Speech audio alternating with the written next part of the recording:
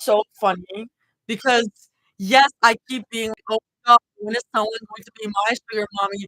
But Ruby and Mira are the top 1%. They are the top 1%. Money doesn't matter to them, okay? I'm pretty sure we are all working class people. But thank you guys. I appreciate it.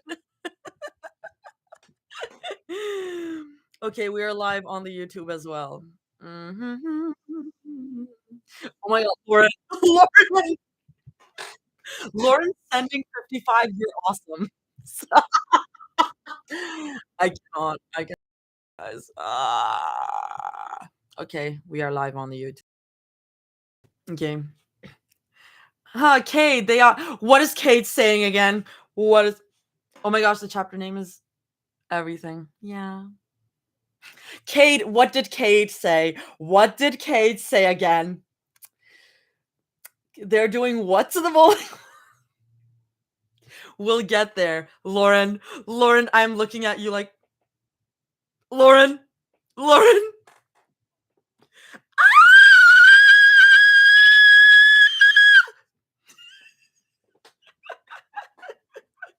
Oh my god, this is my first live since I got shot. What is this? What is this fandom? What is this fandom, guys? We're so weird.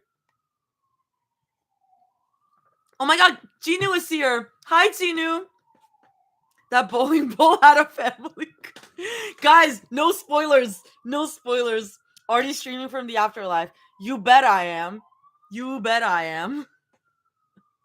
Oh my god. It's for the hospital bills. I know that surgery wasn't was expensive. Thank you, Lauren. I appreciate it. It took a lot of time for them to remove the bullet. It was a very delicate procedure. They had to be really careful. If they moved too close, then I could have died. So thank you. This is so stupid. This is so stupid. I made my boss worried. I was like, "Hey, apparently I'm dead." And my boss is like, "What?" And I showed him the picture, the already found dead in the Bronx picture, and he was like, "That's so weird."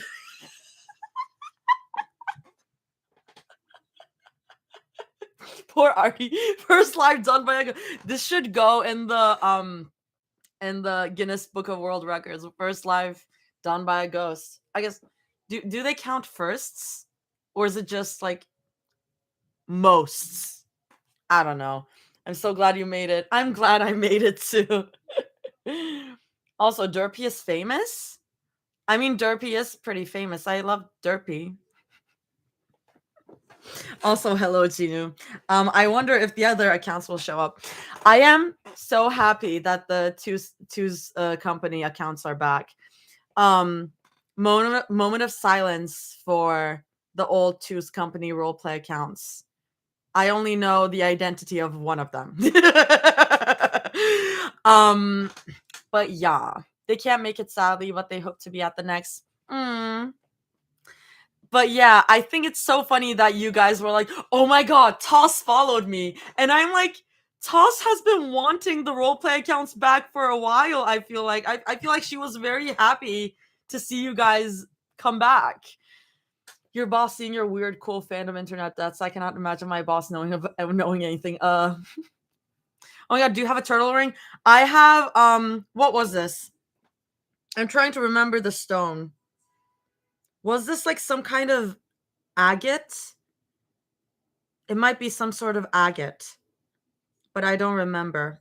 It's not a turtle though. It does look like a turtle, I guess. We didn't know that. I mean, I'm just going off of vibes, Genu. Or Genu admin. I'm just going off of vibes. I saw her I saw a tweet of hers being like, uh, because there was a tweet being like, "Oh, I like, do you ever wish that there were like two's company roleplay accounts?" And Toss was like, "There used to be. I miss them." Something like that. Something like that. Wait, there's confirmed only 46 chapters. That means we only have 10 left. We only have 10 left? I saw that. I saw 46 chapters, like total 46 chapters, and I was like, that is going to be so much. That is, we are at 325,000 words right now. Cade, oh my god. That's the first gift you've ever sent, Cade. Oh my god. You're so sweet. Um, anyways, yeah, we're at 325,000 words right now. It's gonna be so long. It's gonna be over 400,000 easily. Um, I'm just curious to see because this seems like Toss has it planned out, at least to some extent. So I'm curious. I'm just happy that the fluff is back. It is so funny to me that Toss became known as an angst author because of what she ended up doing. Two's Company used to be fluff or like Hurt Comfort. Like Two's Company was really good fluff. Hi Toss. That means it's gonna be 415,000 words total. Let Toss rest. What are people saying? Are you talking about the word count? That makes sense. Anyways, I've been yapping a lot again. Hi, Sam on the YouTube. I know I can always count on you on the YouTube. Okay. Yeah, someone mentioned the chapter title already, but it's New Rings and Old Beginnings. Wah! Also, I just want to say that it's very funny that we have a bowling date here and we just had a bowling date and if it's nice do it thrice, but I don't think it's going to go the same way. I think it's going to be very different. Just a reminder that 400,000 words is half a Bible. That's crazy. Half a Bible, half of one of the Bibles because there's like multiple Bibles or half of all the Bibles. Hi, Danny. Oh my God, Danny, I wasn't sure if you're gonna make it. I know I put it in the upcoming events channel, but I wasn't sure if you're gonna be able to make it. Hi, Danny. Sending love. See new last name reveal. This is our Bible. What do you mean? Okay, I think I'm gonna get started, y'all. Or I don't want to go too late. Cade, oh my God, you don't have to send me anything, Cade. Oh my God. Summary. They're back! Date shenanigans ensue. Oh. Also, to clarify, all the recovery chapters were a total of 3 months. So this is like right after and not just 3 months passing after the recovery chapters, if you get what I'm saying. Okay. Cool. Coolio. 3 months later, Artie, Rumi, Amir. Stop. Don't say anything. Don't say anything. 3 months later, Rumi stood in front of the mirror, staring at her own reflection like she wasn't quite sure it was hers. The pale morning light slipped in through the curtains, catching on the folds of her dress. A soft lilac fabric that shimmered faintly when she shifted her weight, like it wanted to bloom under the sun. Her fingers brushed over the material at her waist, fidgety, restless, as if the dress might slip away if she didn't keep touching it. She's wearing a dress. She's wearing a dress. She was going to see them again. Her pulse fluttered in her throat at the thought. Too fast, too light, the way her stomach churned when she had eaten too much honey as a kid. It had been so long since she'd seen them, since she'd heard their laughter in person. And now, just hours away, it didn't feel real. Behind her, Celine lingered in the reflection, eyes soft as they studied her. A faint smile tugged at her lips, though something else stirred beneath it. You look just like your mother, she murmured, almost to herself. The words landed heavy and warm all at once. She offered a small smile, though it wavered at the edges, and tried to breathe out the nervousness building in her chest. Celine stepped closer, gentle fingers combing through Rumi's unbraided hair before gathering back part of it back. Something like this? She asked, her voice careful, as if she didn't want to press too hard. I love how you did Celine, by the way. I mean, I am very flexible when it comes to like Celine, like uh, how authors do Celine, but like I really like Celine and Two's Company. Rumi studied the reflection, the way the hair fell around her face, framing it in a way that suddenly felt both unfamiliar and deeply known. After a pause, she gave a small nod. Yes. Are you sure? Celine pressed, her hands lingering. Her throat tightened. The question tugged her backward. She was little again, legs dangling restlessly off her mother's lap as careful fingers wove through her short hair. She'd begged for the same braid her mother wore, had squirmed impatiently as Mi Young worked with strands too short to behave. All done, Plum, her mother had whispered, pressing a kiss to the crown of her head before holding up the little handheld mirror. The reflection showed a thin braid that barely brushed her neck. Her face had scrunched immediately, arms crossing as she pouted. I don't like it. It looks like yours. Myung's smile. It looks like yours? It doesn't look like yours. Oh, it doesn't look like yours, I'm guessing. Myung's smile had been so soft, so sure. That's because you have short hair, but when you grow it out, it'll look like mine. Her lip had jutted out further. It can? A warm laugh, gentle fingers squishing her cheeks. It can. Then I'll grow it until it drags on the floor like Rapunzel. That might take a while. I can't wait. The memory clung to her chest, delicate as pressed petals, but still as bright. Now, years later, her hair was longer, nowhere near as Rapunzel long, but long enough to brush her shoulders and remind her of a promise she had once made. Hair held memories. Her fingers twitched against the fabric of her dress, and she drew in a long, steadying breath. It was time, she thought, to let her hair carry new ones, too.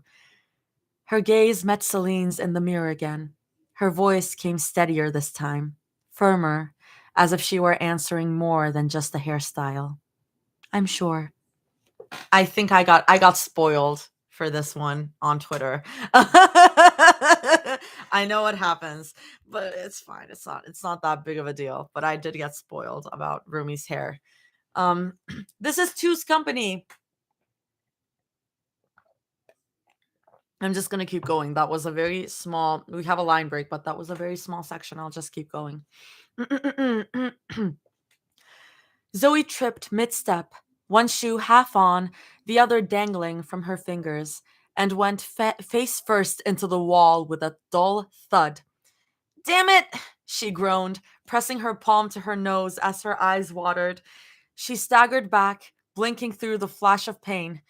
Okay, we're fine. We're good. We're totally fine. She stood there for a second, dazed and mildly concussed, before imaginary dust off her clothes. Her heart was already racing, and not just because she'd almost taken herself out before the date even started. This was not time to die, not when she was about to see them. Taking a slower, more cautious approach this time, she bent down and tugged on her other sneaker, looping the laces carefully, as if moving too fast again would summon another wall to headbutt. She straightened up and took a deep breath. Her body still hummed with nervous energy, buzzing through her chest, jittering down to her fingertips. At least she looked decent, probably. She turned to the mirror, assessing herself like a general before battle. The crisp white blouse framed her shoulders just right, its loose sleeves gathered neatly at the cuffs.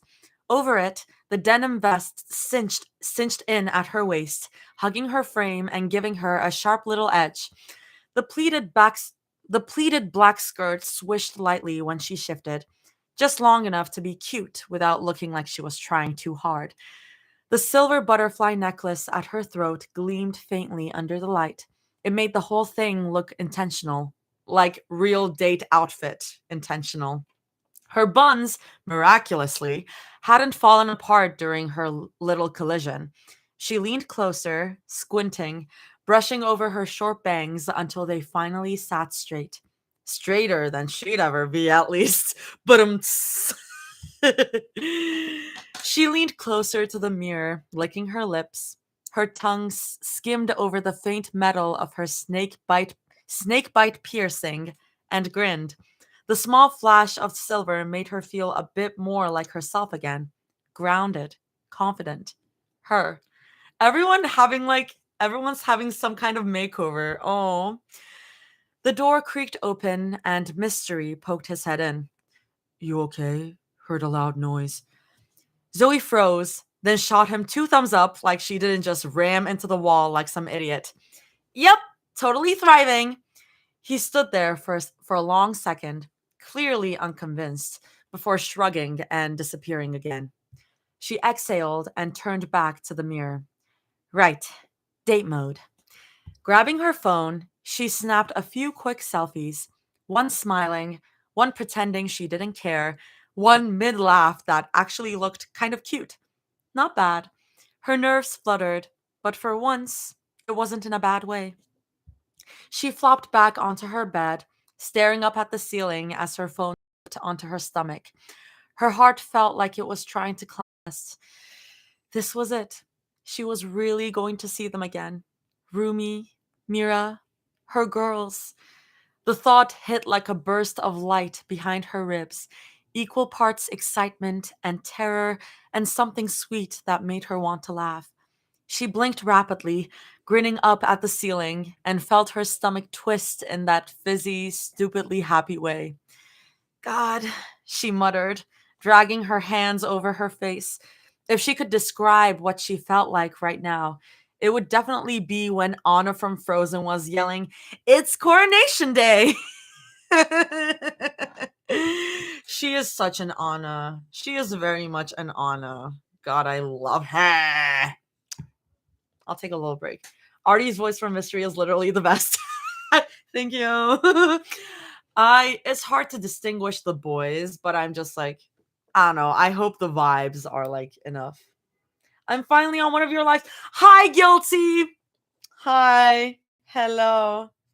Oh my god, y'all are sweet. Mildly concussed nose injury. Zoe has so on vibes. The vibes are vibing. Okay, y'all. Um, I'm doing Candy Floss Two's Company Day. Okay. I know there's a new chapter. I will get there. But Two's Company came out first, and it's been a long time, and I missed my girls.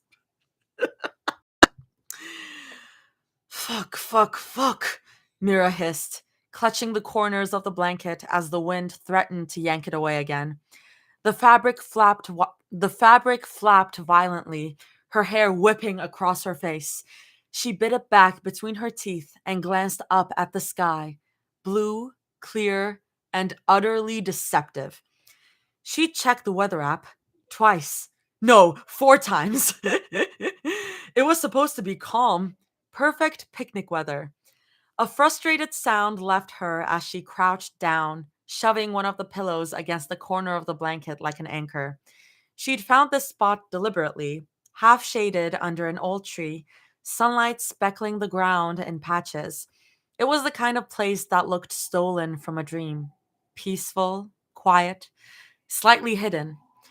The cooler sat beside her, packed to the brim. Drinks, fruit, sandwiches, snacks, probably enough for 5 people, if not two. Not two. Mira groaned under her breath, putting a hand through her hair. God, I went overboard, didn't I? She brushed a hand over her dress, then through her hair, then over the blanket again.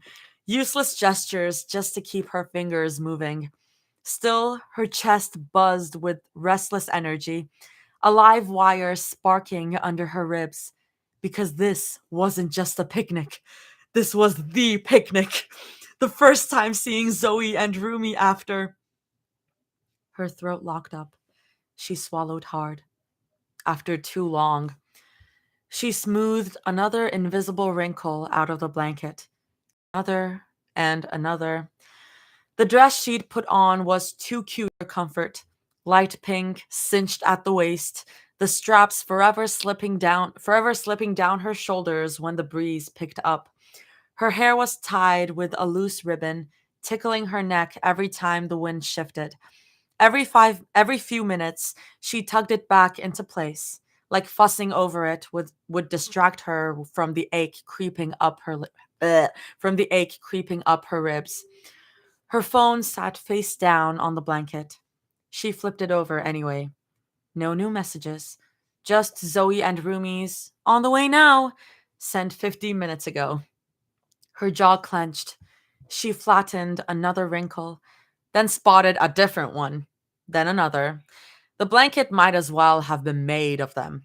Her hands wouldn't stop moving, wouldn't stop betraying the tremor beneath her skin.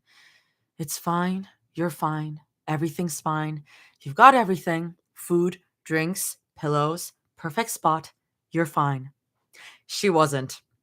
The sound came first, a faint rustle in the grass behind her. Mira went still. Her body stiffened, breath caught, every nerve standing to attention with an old, ugly familiarity. Her heart slammed against her ribs, so loud it nearly drowned out the silence. Then hands, warm palms slipped over her eyes. Mira's breath caught so sharply it almost hurt. For a beat, her brain refused to catch up with her body. The scent hit faint perfume, that same clean sweetness that lingered on Mira used to borrow, flooded her senses all at once. It crashed through her chest like a memory made solid. Zoe? Whisper, a prayer, a plea. The hands retreated slowly, careful, almost trembling, and Mira turned. She was there. Zoe stood framed in sunlight, looking impossibly real. Not pixelated, not on the other end of a call. Real. Her hair was pulled up into two messy buns, stray strands falling across flushed cheeks, and her smile, half nervous, half overjoyed, split something wide open inside Mira. Guys, we haven't true fluff chapters since chapter 26. I'm gonna start crying. It's been 10 chapters. I'm gonna die. I am like, I said this before. My favorite chapter is the proposal chapter. And now I'm like, is this gonna measure up to that?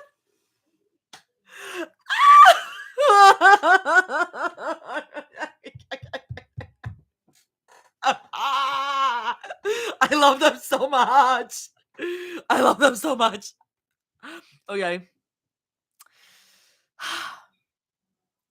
Okay. Oh my god. Split something wide open inside Mira. Her breath left her all at once. So she didn't even finish. Zoe collided with her, arms crushing around her ribs so tightly it knocked the wind out of her. She stumbled back, gasping, but her own arms locked around Zoe's waist instantly, desperate, greedy. And then it hit her. The weight of Zoe clinging to her, the warmth of her, the smell of her shampoo, the tiny, shaky exhale pressed into her cheek. All of it slammed Mira like a wave, and her body betrayed her, her eyes stinging, throat burning. A sound slipped out of her chest, broken. Is it really you?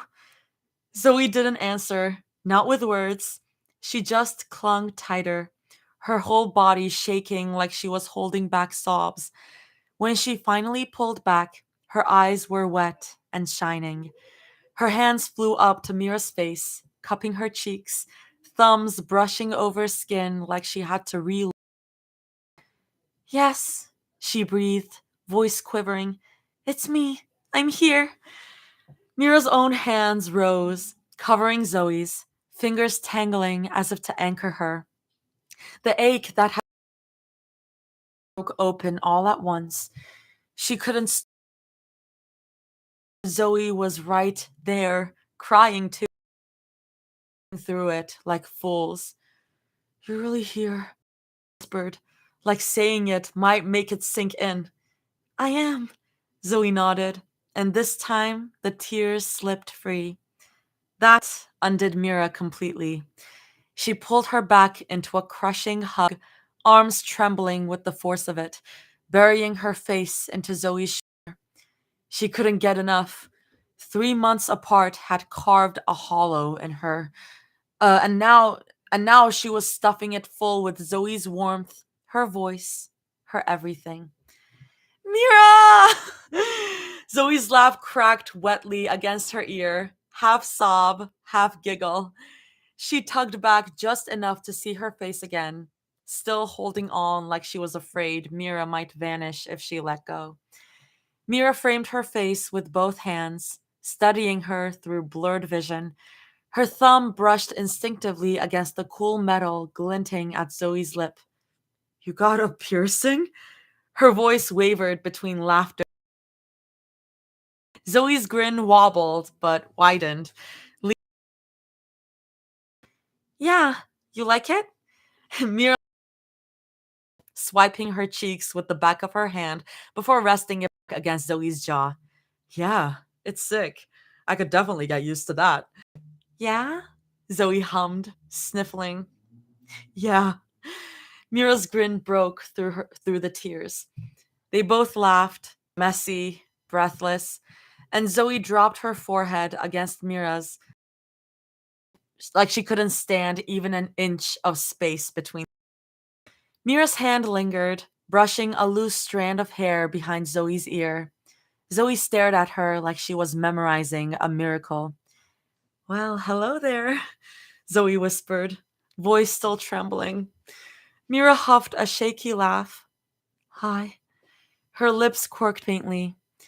Think you should be a little closer. There's still too much space.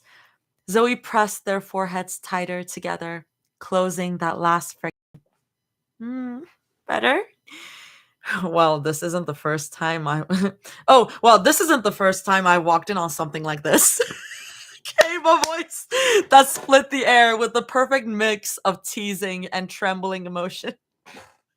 Rumi does know how to make an entrance.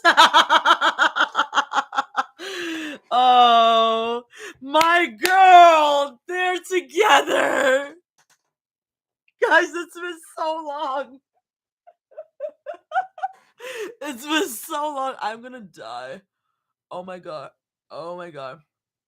Okay. They both froze. Mira's head turned slowly, her heart already hammering so hard it ached. Rumi. For a moment, she couldn't move, couldn't speak. Her jaw parted, but no sound came out. It was like seeing a ghost. It's funny to read that after everything that went down with Home Moon TV. It was like seeing a ghost. It was like seeing a ghost. Except this ghost was warm and alive and standing right there, the sunlight catching in her hair and stealing every ounce of breath from Mira's lungs. Zoe got her voice back first, though it cracked on the way out. You cut it? Rumi shifted, brushing a now framed her face. Her smile was but bright with hope. Yeah, I wanted to try something different. She hesitated, words tripping over themselves. Do you guys like it? No, your validation, obviously. She didn't get to finish. Mira didn't think. Her body just moved. The next thing she knew, her arms wrapped around Rumi's neck, knees hitting the blanket.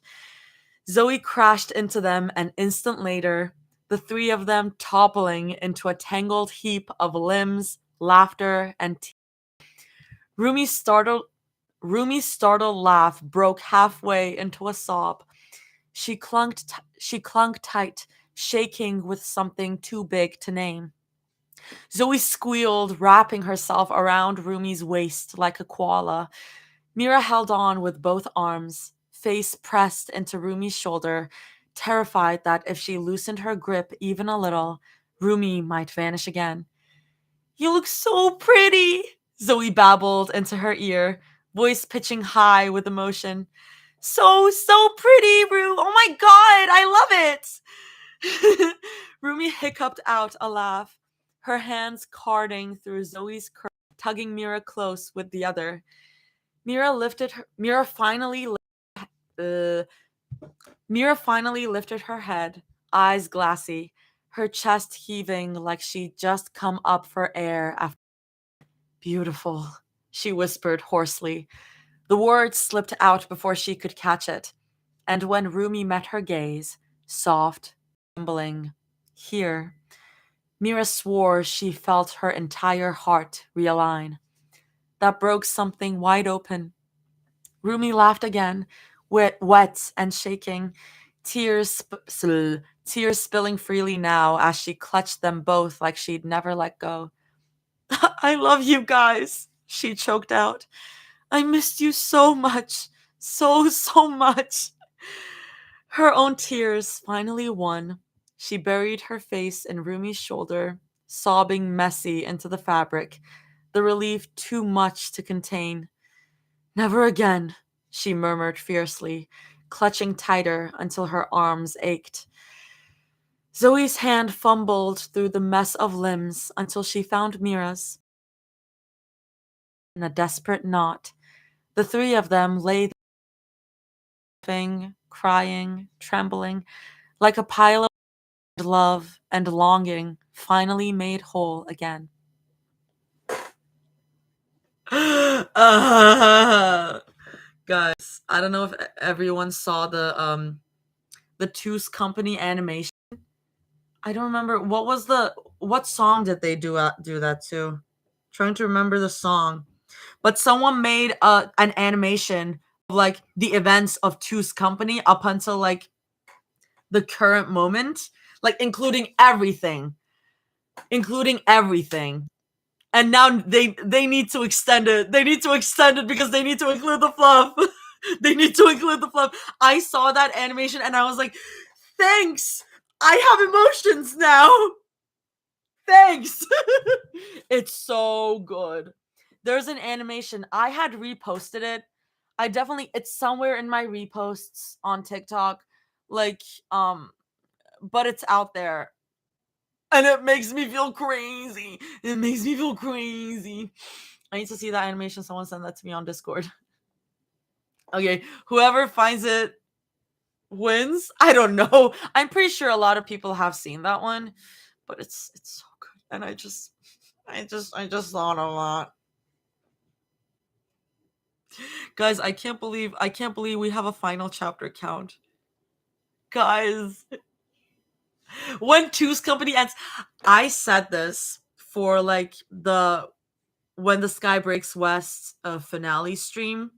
When the Sky Breaks West was like the first long multi-chapter fic, like 10 plus chapters multi-chapter fic that I started and ended like in my time being in this fandom. And I was like, I guess started and ended in real time as it was developing. And I was like, oh my god, end of an era. And then I was like, when Two's Company ends, I'm going to be like, oh my god. Two's Company was my whole summer, y'all. Like, it was so everything. Like, it's still everything, but like, I really like this fic, guys. When Two's Company ends, I'm gonna cry. Best fic I've ever read. It really is so good. Like, it's so good.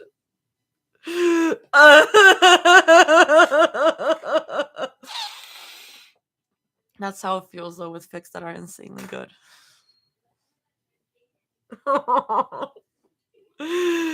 Like the daily uploads, like the daily / once per 2 days uploads during the summer were like, it was a moment. It was a moment. Like when I posted the first TikTok that I posted about Two's Company making it obviously naming it as Two's Company was just a TikTok of me going like every time there's a new chapter upload of Two's Company, it was just me going like that. And that was so real. That like guys, Two's Company is so everything. I'm crashing out. I'm crashing out. The end of you're like, what? What do you mean there's no more movie? That's the first TikTok I saw of you. That's very funny. That's very funny.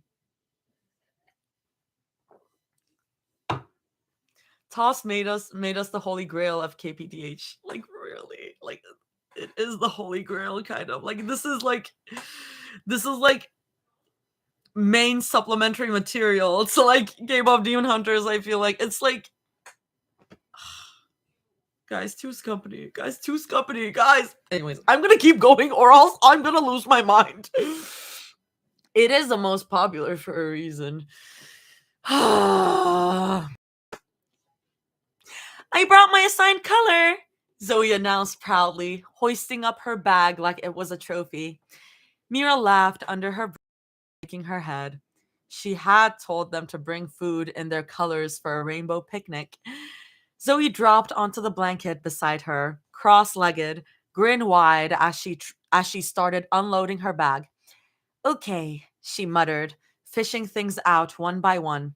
We've got a big bag of blue Doritos, some Oreos, Trolleys, Rice Krispies treats.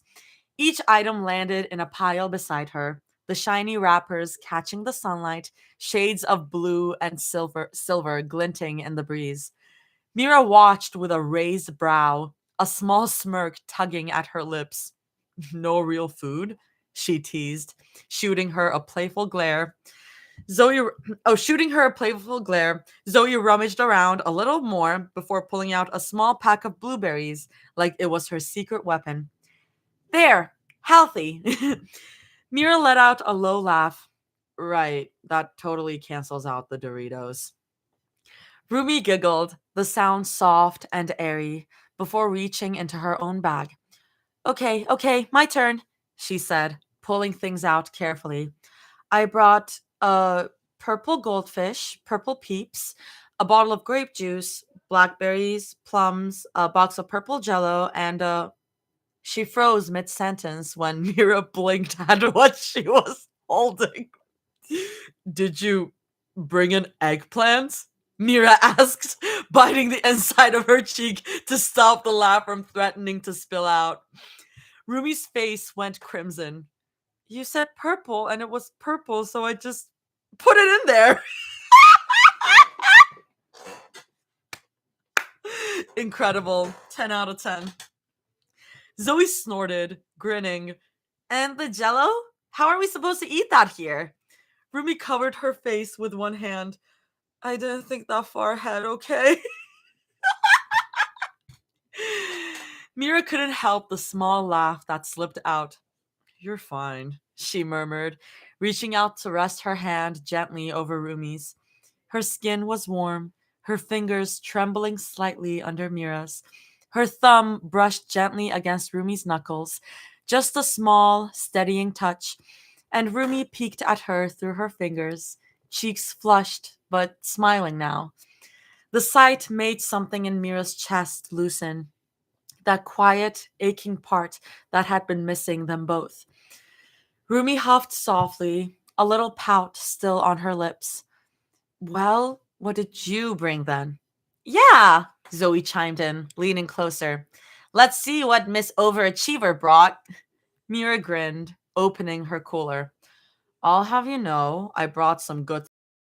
She began unloading it onto the blanket, one pink item after another, sushi rolls with pink dyed rice, strawberries, strawberry pudding cups, pink peaches, strawberry sandwiches cut into hearts, pink lemonade bottles, pink mochi, even a little container of pickled pink radish.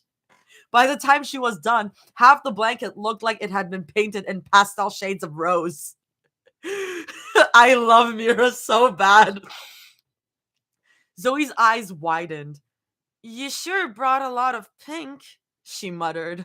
Her voice softened as her gaze trailed back to Mira. Also, love the pink on you.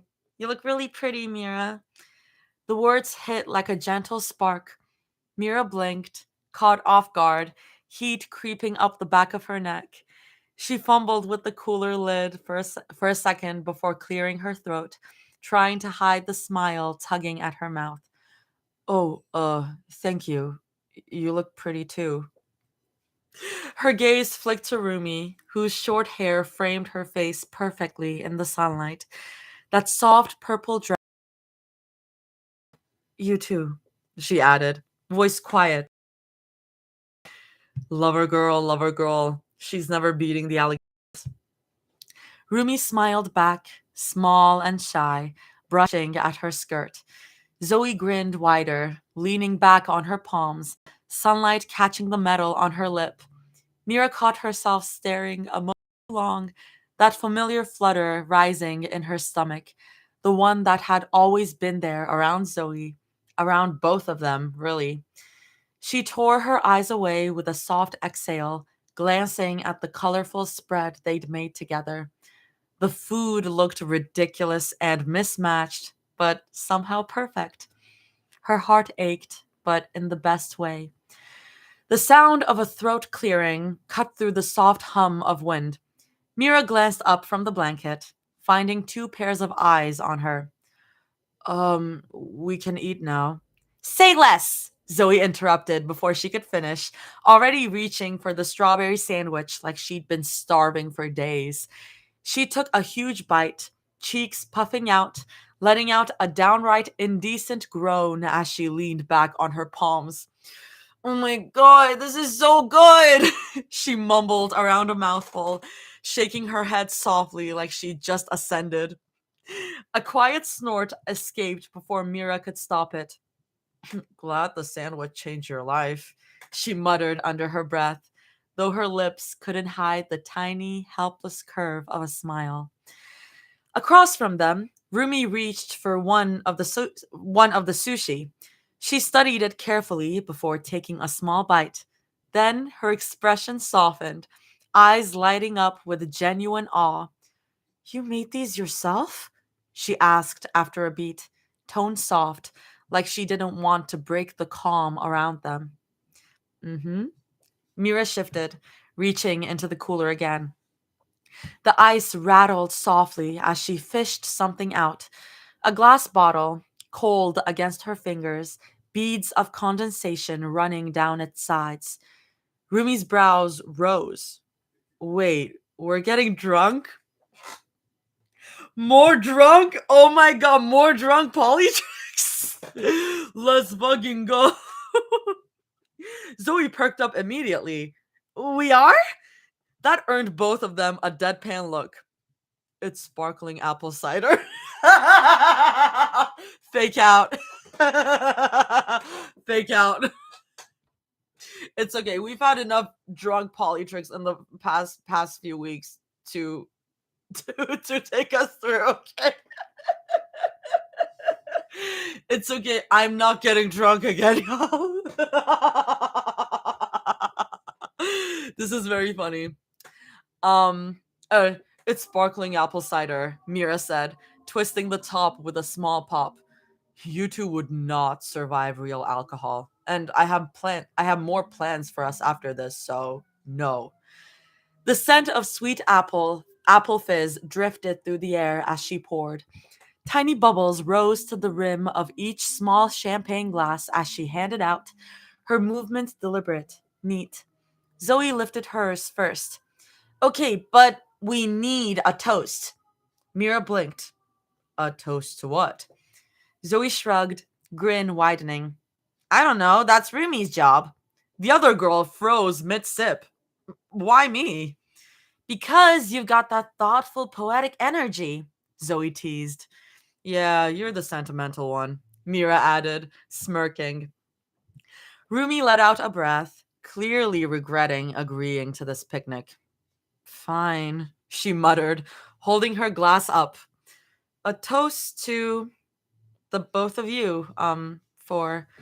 She trailed off, glancing between them, cheeks heating.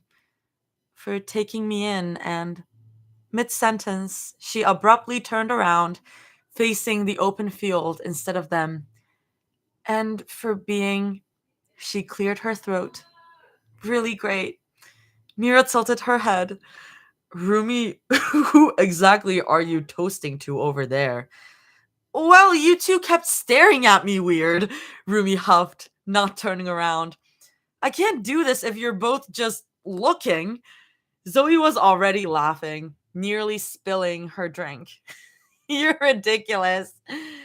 When Rumi risked a glance over her shoulder, both of them were still grinning, and she groaned, turning back toward the grass. See? Still doing it. Sorry, Mira said, biting back another laugh. I'm just still processing your hair. Right? Zoe chimed in, elbowing Mira playfully. It suits you way too perfectly. I'm used to all. She gestured wildly around her head.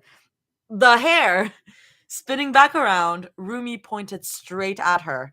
You're one to talk. You've got a lip piercing, which, by the way, is very distracting. Guys, they are so they love each other so much. They need each other so bad. Good for them. Good for them. Zoe's lips curved, dangerous and knowing. Oh, really? Well, that's not the only that's not the only new one I have.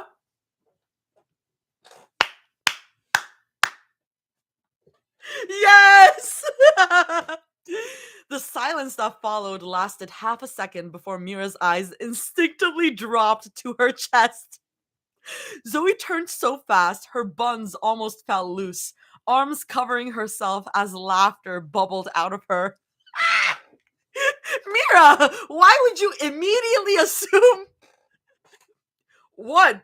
It's not that far fetched with you.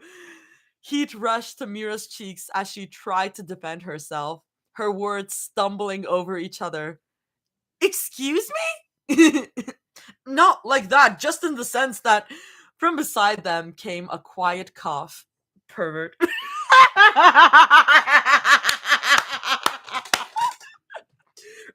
Pervert, Ruby muttered into her cup, not even looking up.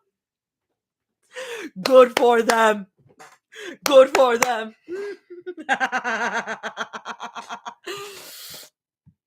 Mira almost choked. Rumi? What? Rumi asked innocently, sipping her cider. Rumi is so me. Rumi is literally me, actually.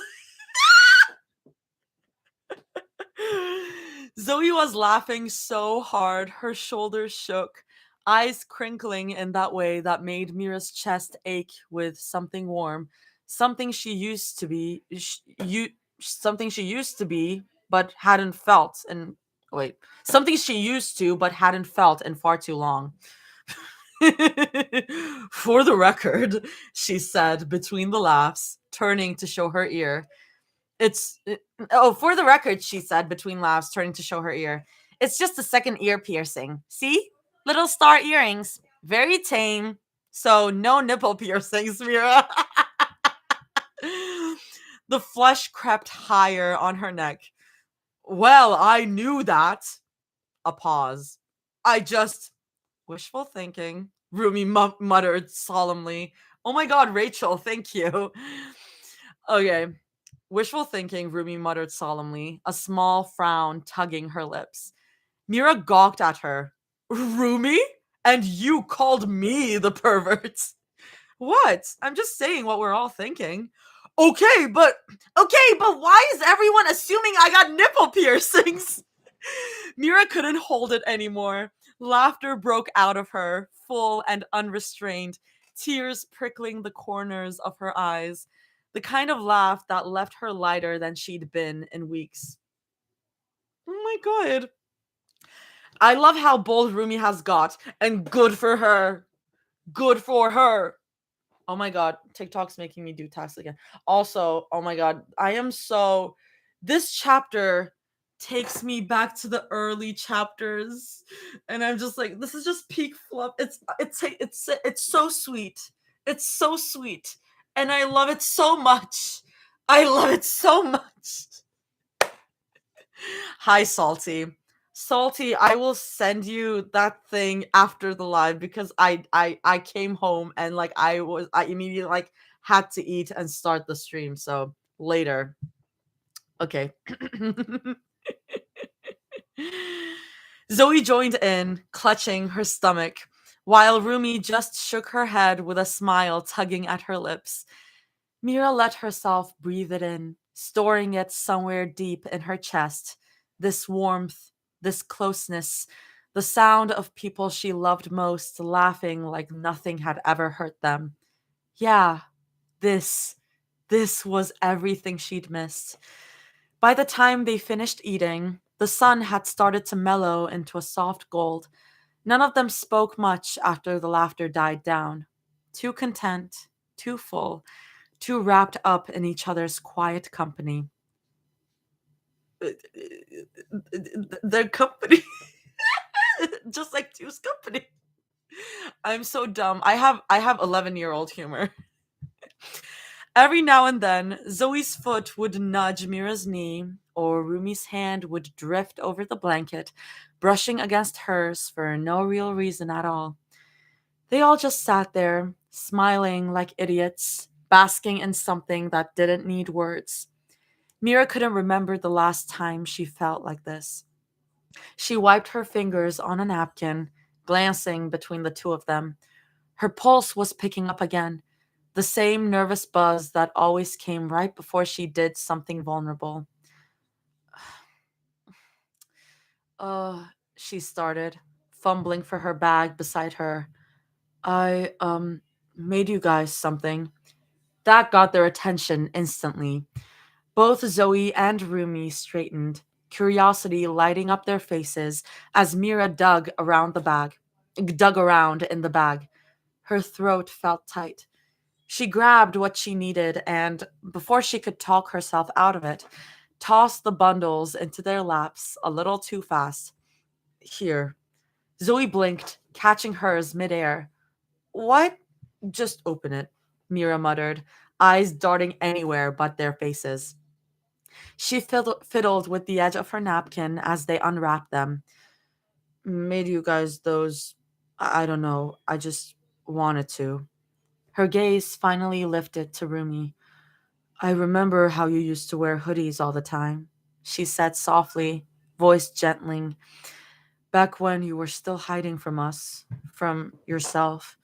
I thought maybe this could remind you that you don't ever have to do that again. Not with us, not ever. Rumi's breath caught, the fabric trembling in her hands. It was a deep lavender hoodie, soft and slightly oversized, the kind she used to drown herself in. But this one was different. This one felt made for her. Delicate embroidery ran across the front, the stitching uneven in that handmade way that made Rumi's chest ache. Just above the pocket, in thread a shade darker than lilac, were the words, You are not a secret. Her breath caught, hands flew to her mouth as her lip quivered, a choked laugh spilling out before the tears did. Oh my god, Mira! Mira smiled through the sting in her eyes. Check the back. Rumi turned it over and broke. A tiger stretched across the back, inked in thread. Its stripes were a mix of deep violets and amethyst, darker shades curling along the sleeves as if wrapping around her arms, her scars. It wasn't fierce or snarling, though. It was gentle, lying amidst a bloom of lavender and plum blossoms that trailed up from the hem. Its expression was calm, proud, beautiful. Above it, three small initials, MZR, were intertwined inside a stitched heart, and beneath, written in looping thread, You are more than what marked you. Your strength shows in every stripe. No! I died. I died. That's so sweet. That's so sweet. I'm gonna cry. I need this hoodie. Toss, you're getting merch requests. Toss, you have some merch requests. It's MZR, not MCR. Please! Not My Chemical Romance!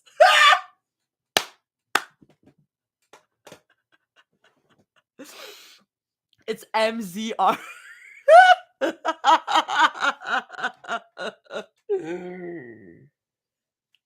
Oh my god. That was funny. Her breath hitched, shoulders shaking as tears spilled freely down her cheeks. Mira, she whispered, voice cracking. It's perfect. I love it so much. Mira nodded quickly, blinking through her own tears. Good, she said, voice breaking on the word. I just wanted you to wear something that reminds you of who you are and how far you've come. Zoe had been quiet through it all, through her glossy eyes and soft pout, though her glossy eyes and soft pout said enough. Her fingers brushed over the edge of her own hoodie, smile tugging faintly at her lips. Mira turned to her. Don't think I forgot about you and your whole habit of stealing all our hoodies. Guilty, Zoe said without hesitation, her grin bright even through the emotion in her eyes. Uh-huh, Mira snorted, crossing her arms. So I made you one that's actually yours this time. Zoe unfolded it and immediately gasped. It was a soft blue hoodie, washed like the ocean water. Along one sleeve were hand stitched waves curling around a tiny sea turtle with a bright gold star on its shell. The front pocket had a small stitched phrase, for the one who always dives first. On the opposite cuff, tiny stitched ripples fanned out in the shape of reaching hands, barely noticeable unless you looked close. The back shimmered faintly in the light, a small stitched constellation spelling their initials, MRZ, in tiny thread stars. There was another small piece of embroidery, a lighthouse, stitched in faint silver thread, its beam reaching toward the waves. Just below it, faint but deliberate, another line of gold thread curved like a horizon. The one who breaks the surface so others can breathe. Toss is trying to kill me specific. Toss is like, kill me with fluff. That's what it is. Killing me with fluff is what you are doing.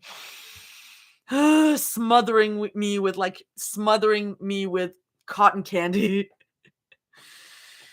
Zoe swallowed hard, tracing over it with trembling fingers. You made this? She whispered. Yeah. Mira rubbed at the back of her neck. I mean, it's not perfect, but Zoe didn't let her finish. She launched herself forward, wrapping Mira in a tight, messy hug that nearly knocked her backward. Mira froze for a second before melting into it, her arms winding around Zoe's waist, the scent of her sweet shampoo filling her head. Idiot, Zoe mumbled into her shoulder. It's perfect. When she finally pulled back, Rumi joined in, pressing her face into Mira's shoulder, hoodie still clutched tight to her chest. And just like that, all three of them were tangled together again, laughing, crying, whispering soft I love yous that overlapped into something warm and real and safe. Mira squeezed them both tighter, her voice muffled but sure. Don't ever forget, she whispered. You two are the best things I've ever had. They stayed like that for a while, wrapped up in each other, clinging as though they could keep the moment from slipping away, as if they just held tight enough. Mira could feel the tremble of their frames, their shaky breaths against her collarbone, the warmth of their tears seeping into the fabric of her dress. Eventually, the sobs turned to quiet sniffles. Zoe's laughter hiccuped out mid-breath. Rumi gave a watery exhale against her shoulder. Mira's own eyes were still glassy when she finally spoke, voice soft and shaky. Check the inside of your hoodie pockets. Zoe blinked, pulling back first, confusion lacing her face. Rumi followed, mirroring her movements. They both slipped their hands into the pockets, then paused when their fingers brushed against something small and unfamiliar. Zoe frowned, pulling out a tiny black pouch. Rumi did the same. They looked at each other, then at Mira. Go on, Mira murmured, the corners of her lips twitching upward despite her nerves. Rumi undid the drawstring with careful fingers. The sound of soft fabric sliding against the thread filled the silence. She reached inside and pulled out a small folded piece of paper, its edges worn from where Mira had creased it too many times. Her eyes flicked toward Mira one last time, who just nodded. Rumi opened it. The first few lines hit her instantly. Her lips parted, a small breath leaving her. Zoe's curious gaze darted toward her, but Rumi was too busy blinking away the sudden tears that blurred the ink. Go on, Mira whispered again, almost afraid of her own voice. Rumi swallowed, lifting the note higher, and began to read aloud, voice trembling but clear. And this is the section where we're going to Google Translate because I do not speak Korean. Google translates. Okay. Okay. Should I make it read? Should I make it read?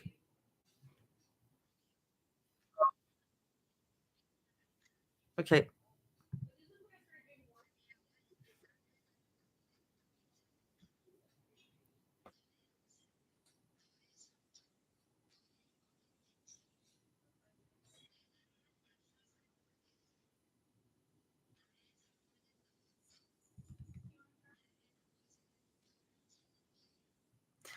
Longing is like a shadow that follows me.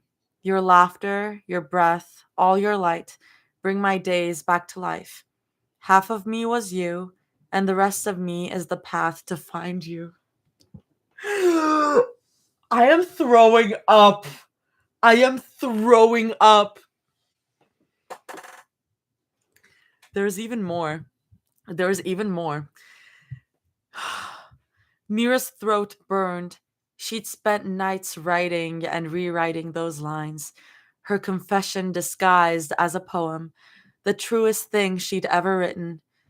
When Rumi's voice, lover girl can't escape me. When Rumi's voice faltered, Zoe picked up her own note, fingers shaking as she unfolded it. Her eyes scanned the paper once, twice, before she started reading too, softly, haltingly, finishing the poem like she'd known it all along. Give me a second again. It would be better if I had someone Korean reading this, but alas.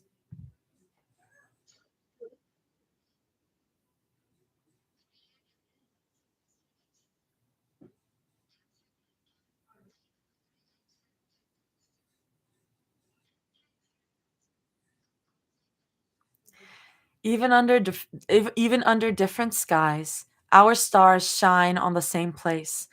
I promise I won't lose this heart. Let's walk together until the end. Us.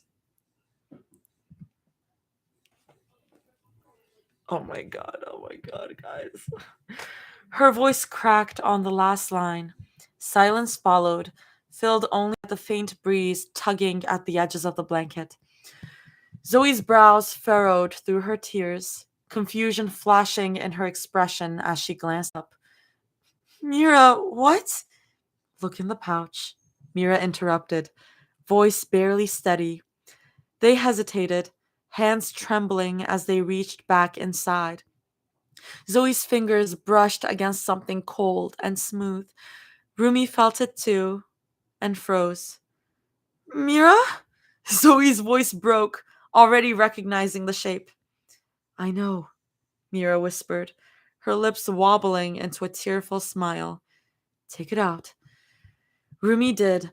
The small object slipped into her palm with silver catching in the sunlight, shaped like a turtle, a soft purple gem glinting in the center of its shell. It wasn't like the plastic ones Zoe got them on their first date, or the faded silver ones Rumi upgraded them to that she got online. This one was new, polished, permanent. She couldn't stop the small noise that left her throat. Uh, Zoe's hand shook as she turned her own ring over in her palm, hers with a blue gem for the shell. Tiny waves and she looked at it, then Mira, and then back again as her face crumbled. Mira could barely breathe. Her heart felt too big for her chest, her pulse a wild, steady beat in her ears. I know, she began, voice trembling but sure.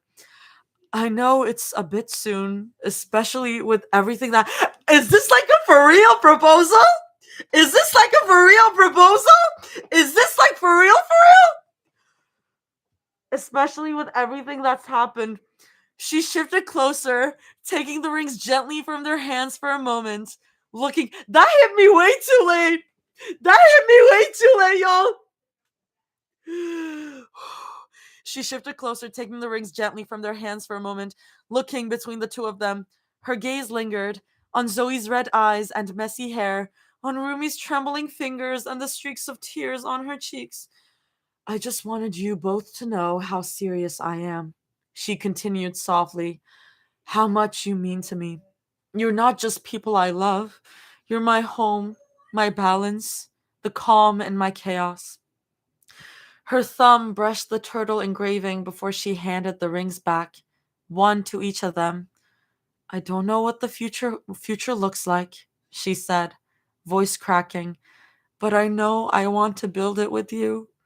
I want you both in it, every version of it. Rumi's breath hitched. Zoe's chin wobbled. I promise, Mira whispered, looking between them, to choose you both, every time. To keep showing up, even when it's hard, to keep loving you the way you deserve. She let out a watery laugh, wiping her face, and maybe to stop overpacking for picnics. That made Zoe laugh, broken and wet and beautiful. The sound was enough to make Rumi follow, her own soft laugh trembling through tears as she clutched the ring to her chest like it was something sacred. Mira reached out, gentle as ever, and took the ring from Rumi's shaking hands. She turned it in her palm, silver catching the faint light filtering through the trees.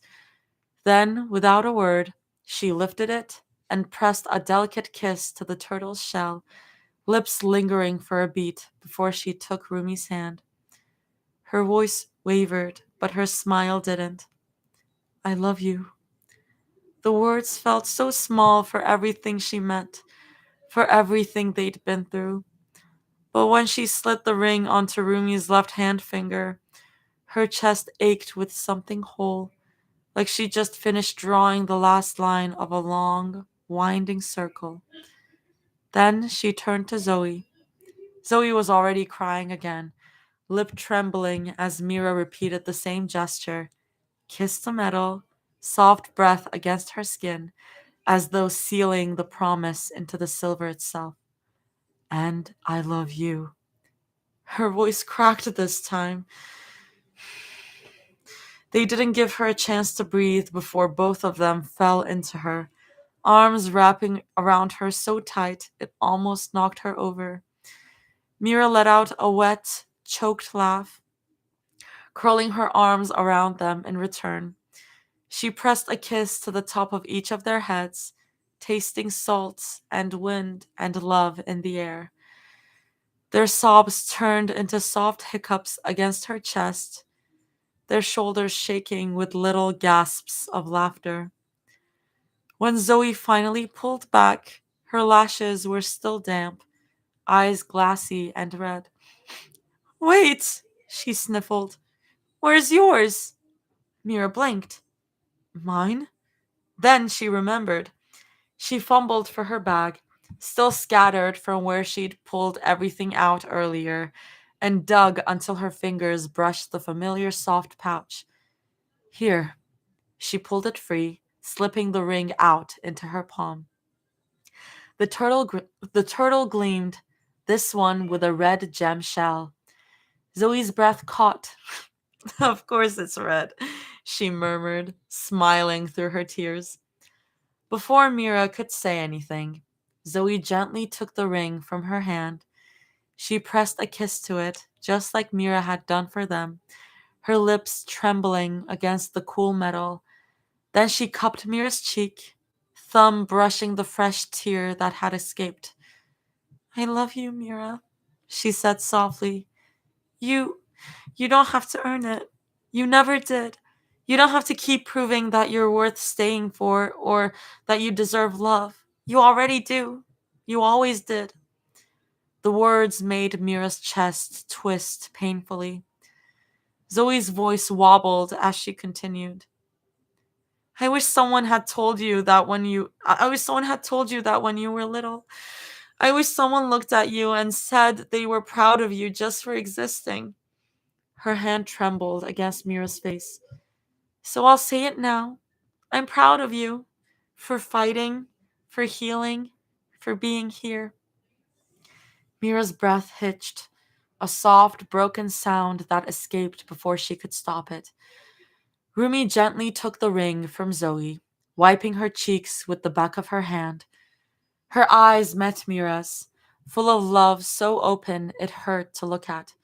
She pressed her lips to the ring, too, whispering something under her breath before she spoke louder.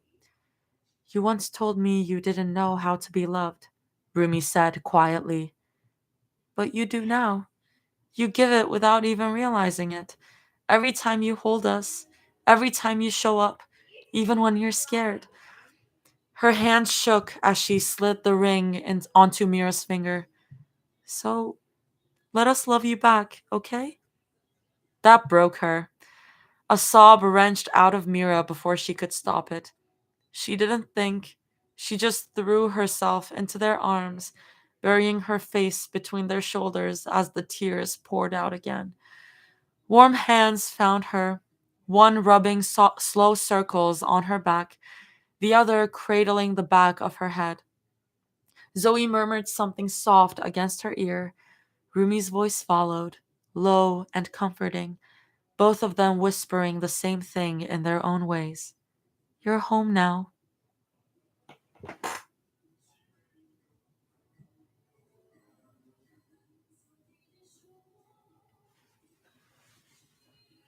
I'm gonna get a little cozy. I'm gonna get a little. If Two's Company doesn't end in a wedding, Two's Company is ending in a wedding, or maybe the wedding will happen and then they'll have a baby. I don't know. But at this point, like, oh my god. Hi! Oh my god, Reef, long time no see. Reef is here. Oh my god. Is what is it? Is wait, what was the name?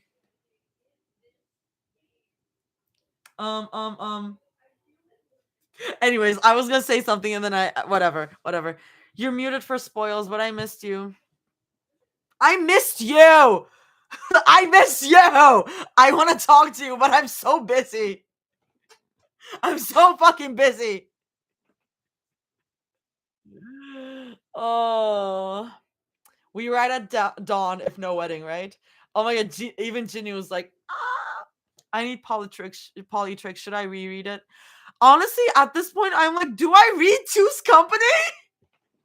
Do I reread Two's Company? I don't have the time. I'd be down for Persona 3 like ending just without the tragedy part, not gonna lie. Actually, one of them dies. Was that what your tweet was referencing? Was that what your tweet was referencing? Because I saw that tweet and I was like, Salty, what is wrong with you? I need Zoe in that suit. We got confirmation we're getting wedding, y'all. We got confirmation, y'all. We're getting wedding. It wasn't? It wasn't? Okay, whatever. It would have been it would be funny if that was what it was referring to. I have to reread the whole thing actually. Have to be a good beta and catch myself back up on context. Since you're reading chat now. Okay, I'm reading chat, Salty. Oh, guys. I finished the surprise. You don't need to do anything. Okay, cool. Checking out the YouTube comments because I know you're just wondering how often you check this chat. I don't check this chat very often. Yeah. What's her TikTok at? Because I lost it. Is she doing what I think she is? Everyone still alive after that, or is everyone dead from the fluff? Tegan, you're so right. We are all dead. We are actually all dead. It's already posted. Since we have a break and I feel very emotionally loaded right now, I'm gonna pull up Salty's post. I'm also gonna plug my computer. Also, I have 7 notifications. Do I check my notifications? We're Two's company family, guys. We really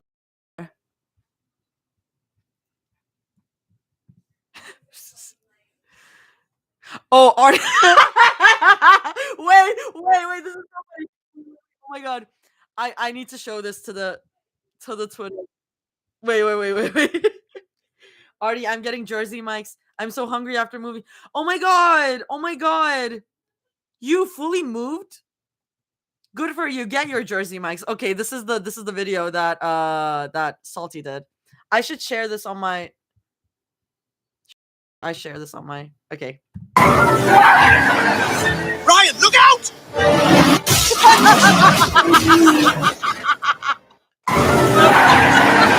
Ryan, look out!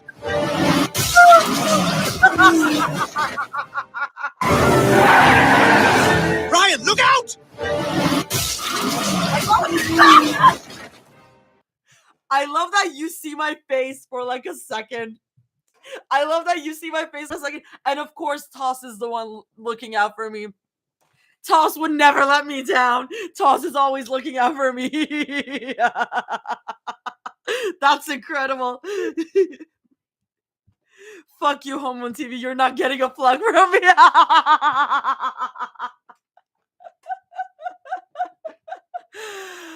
Oh my god. Oh my god, no. I'm not playing yet. Guys, this is all Salty's Twitter. Go to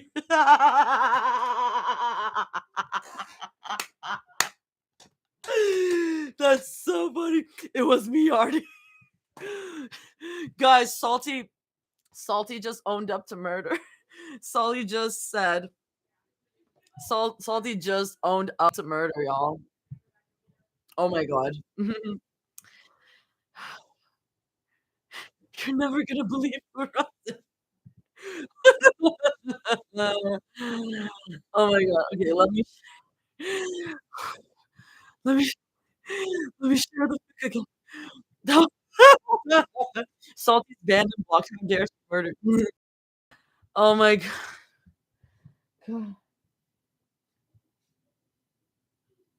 god. Salty, that was very funny. That was really good. I love that my face appears for like a millisecond, just me going like It was Salty who shot Zoe in the Bronx. It was Salty. Oh. Okay. I'm gonna check like the rest of my the rest of my Twitter notifications for a second, guys. Guys, I'm gonna Artie, look out, no. That was incredible. That was 10 out of 10. Like that was peak cinema. That was so good. Okay. Um Honmun TV just tweeted at me. Acknowledge me, coward. I've acknowledged you enough, Honmun TV. I've mentioned you on my TikTok. I've mentioned you on my. I have a whole ass TikTok like slides about you. I'm not gonna acknowledge you any further. I say as I acknowledge Honmun TV. Guys, follow Honmun TV. It's pretty funny. Okay. I don't want to go, but I need sleep. If you need sleep and you go, or if you let me read you to sleep, I'm also fine with that. I don't take it personally, y'all. I don't take it personally. I don't need sleep. I need answers. Gay fanfics. I'm gonna keep going, y'all. Weh. Guys, they will be together forever. I said this in my golden parody, but they will literally be together forever. And nothing will ever come between them. And we will have love forever. Rumi tugged on the strings of her hoodie, fingers brushing over the soft fabric like it might tether her to reality. Mira's fabric, Mira's scent.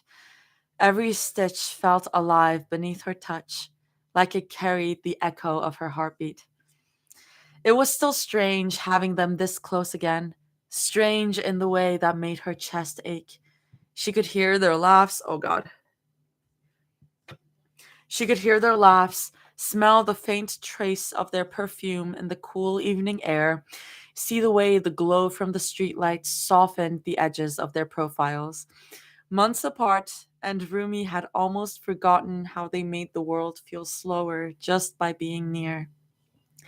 She had switched out of her dress earlier, trading it for jeans and a t-shirt once Mira mentioned where they were heading next. A new bowling alley that had opened a few blocks away. The evening breeze carried the faint buzz of traffic and the smell of street food, warm and heavy with spice. Mira walked beside her, phone in hand, the late sunlight catching on her hair. She changed too, leggings, a loose shirt, casual and somehow still effortlessly pretty. Zoe was beside her hand tucked easily into Mira's, swinging between them as she hummed a tune Rumi half recognized. The sight made her chest tighten, a full ache that spread down her arms and into her palms. She glanced down at the ring, glinting faintly under the streetlight, and swallowed hard. They're real, she thought. She gave Mira's hand, the one she was still holding, a small, nervous squeeze. When Mira looked over, her expression softened instantly, eyes crinkling with that quiet affection that always managed to undo her. Rumi looked away quickly, heat rising to her cheeks. What? Mira murmured, voice low, teasing but gentle. She bumped Rumi's shoulder lightly, a small motion that sent heat up Rumi's neck. She blinked, scrambling for words. She didn't have anything meaningful to say, so her mouth supplied the first thing it could. Where's your hoodie? She blurted out before she could stop herself. Mira blinked in confusion for half a second. Then realization softened her features.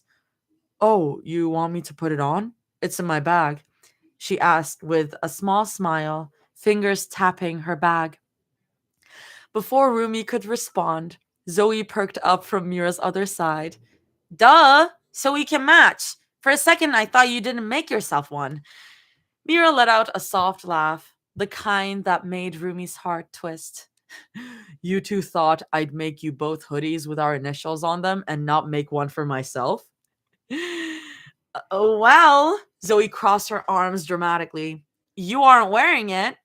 Because I wasn't cold, Mira said, rolling her eyes, though there was that faint grin tugging at her mouth, the one she couldn't hide when she was amused.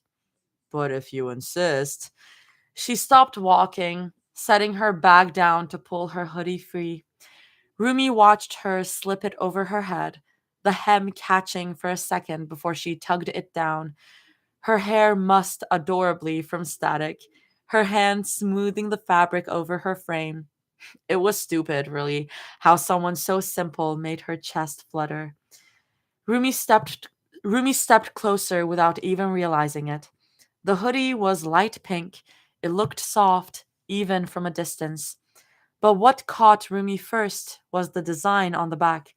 A large stitched black scorpion, its curved stinger shaped into a small heart at the tip.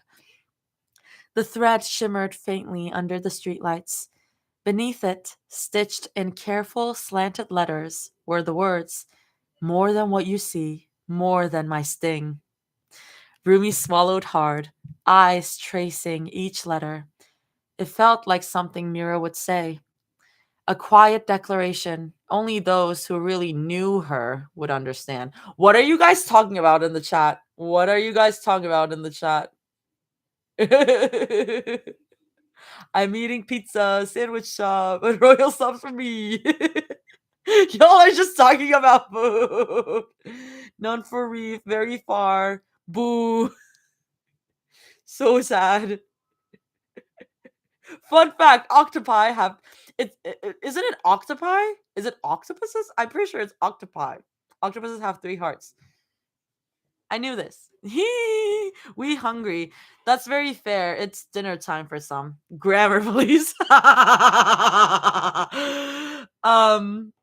might be annoying. I'm kind of annoying. It's both. It might be both. I feel like I knew that. It's anyway. I'm being annoying, Salty. I'm being annoying because you killed me. Wee woo, someone call the grammar police. Okay, let's keep going. It felt like something Mira would say, a quiet declaration only those who really knew her would understand. Her fingers itched to touch it. Along the sleeves, darker pink stitching traced faint geometric lines, subtle but elegant. On the front, just over her chest, was a small, cartoonish dark pink octopus. Speaking of octopuses, its tiny arms curled as if waving hello. Underneath it, in delicate thread, were the words, "Soft doesn't mean weak."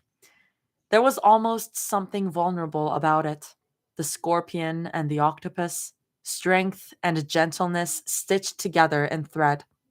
It was so Mira. Rumi exhaled slowly, her fingertips brushing over the sleeve as if to make sure it was real.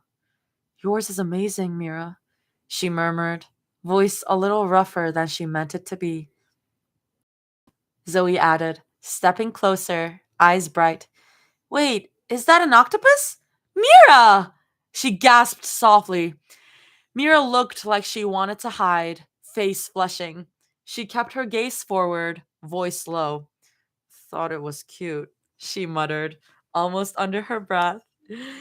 Rumi smiled softly, watching the flush rise on her cheeks, the way she fidgeted with her sleeves like she didn't know what to do with her hands. God, she'd miss this. Miss the small ways Mira showed affection, the quiet thoughtfulness that lived in everything she made. She wanted to say something. "You're beautiful. I miss you. You make me feel safe again." But all that came out was a soft, breathy laugh. It all felt like something Rumi wanted to memorize. Like if she blinked, it might all disappear again. So she didn't blink. She just kept looking. "It is." Rumi smiled softly, her thumb brushing the edge of the embroidery. "I like it." Zoe nodded enthusiastically, circling Mira like a curious cat. "So soft, too," she said, grabbing a handful of Mira's sleeve before rubbing her cheek against them. "Ugh, so cozy. Why does everything you make feel like a warm hug?" Rumi laughed quietly under her breath, her heart swelling at the sight of Mira's ears starting to go pink. Before she could say anything, Zoe gasped, loud and full of mischief. "Oh my god, born to be an octopus, forced to be a scorpion? Mira, what is this?" Rumi blinked. "Wait, what?" Mira froze like she'd been caught committing a crime. How did you find that? She stammered. Sorry, that was supposed to be a high voice.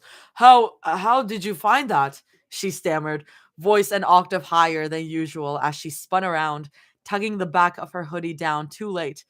That was supposed to be hidden. Zoe burst into laughter so bright and infectious that Rumi couldn't help but join in.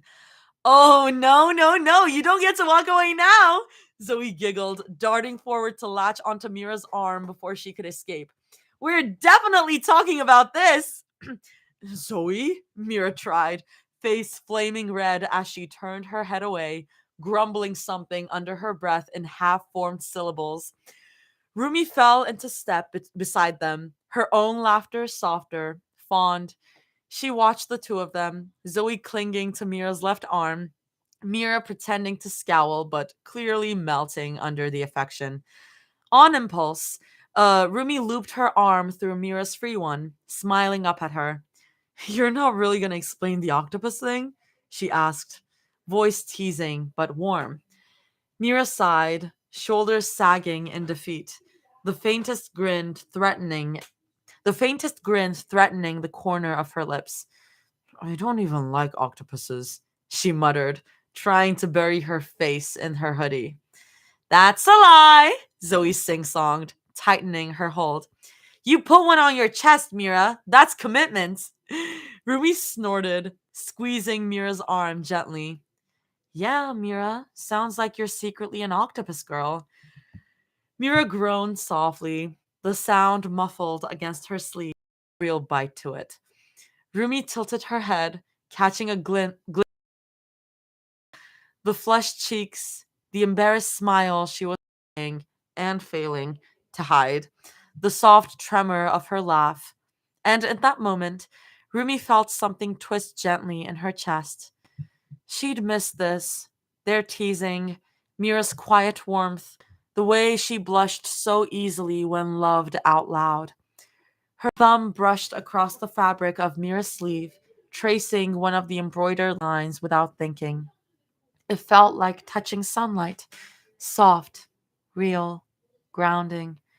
And Mira, without looking, gave her arm the faintest squeeze back. They're so cutie pie.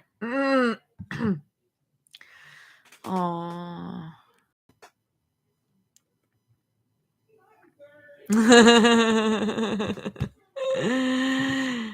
What does she have? Wait, what? I forgot how fluffy Two's Company used to be. These girls are too adorable. Company is fluff.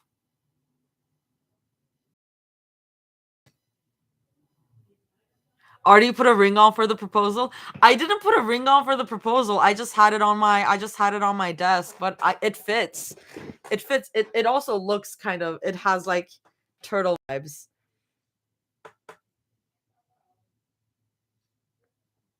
Toss feeding us soup now. Toss, thank you for the soup, man. Thank you for the soup. I feel like I haven't said that in a long time. Thank you for the soup and not the bricks. Oh. She see on her. I thought she saw something. I might be wrong. I had a thought. I might be wrong. Thank you, Max. I might be wrong. I guess I'll have to keep reading because I don't know. I think I got confused. I think I made something up. Might be leaving soon. IDK. Say it. Wait, I'm gonna make sure. I'm gonna read that part again because I thought. Huh, yeah. Oh, so cozy. No, yeah. Yeah. Doesn't she have a tattoo? I thought she had a tattoo. That's what I thought. That's why I was like, oh. That's my thought. Okay, I'm not gonna check the chat. That was my thought.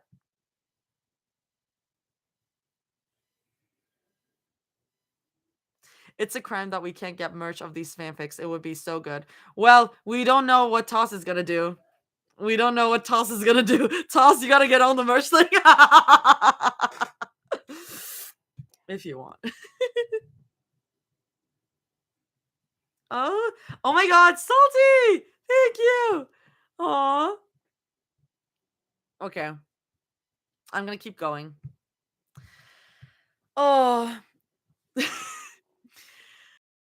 Of cold air hit Rumi the moment she stepped inside. We're doing bowling. We're doing bowling. We're doing bowling. Slipping under the hem of her hoodie and skating across her skin.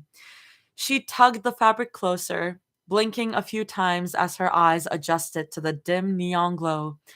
The bowling alley looked almost unreal, like a scene pulled straight out of the kind of movies she used to watch secretly in her room. Lanes stretched out in perfect rows beneath blue and purple lights, the floor shining faintly with wax. Little cartoon planets and stars glowed on the tiles under her sneakers every time she moved. The sharp scent of cleaner mixed with popcorn and something buttery sweet hung in the air, and above it all came the rhythm of the place. The heavy thunk of bowling balls, the crash of pins, the whoops, and laughter echoing off the walls. So this was bowling. It felt warmer than she expected, livelier. A faint brush against her arm pulled her out of the daze, and she didn't have to look to smile out of her. So you two never went bowling before?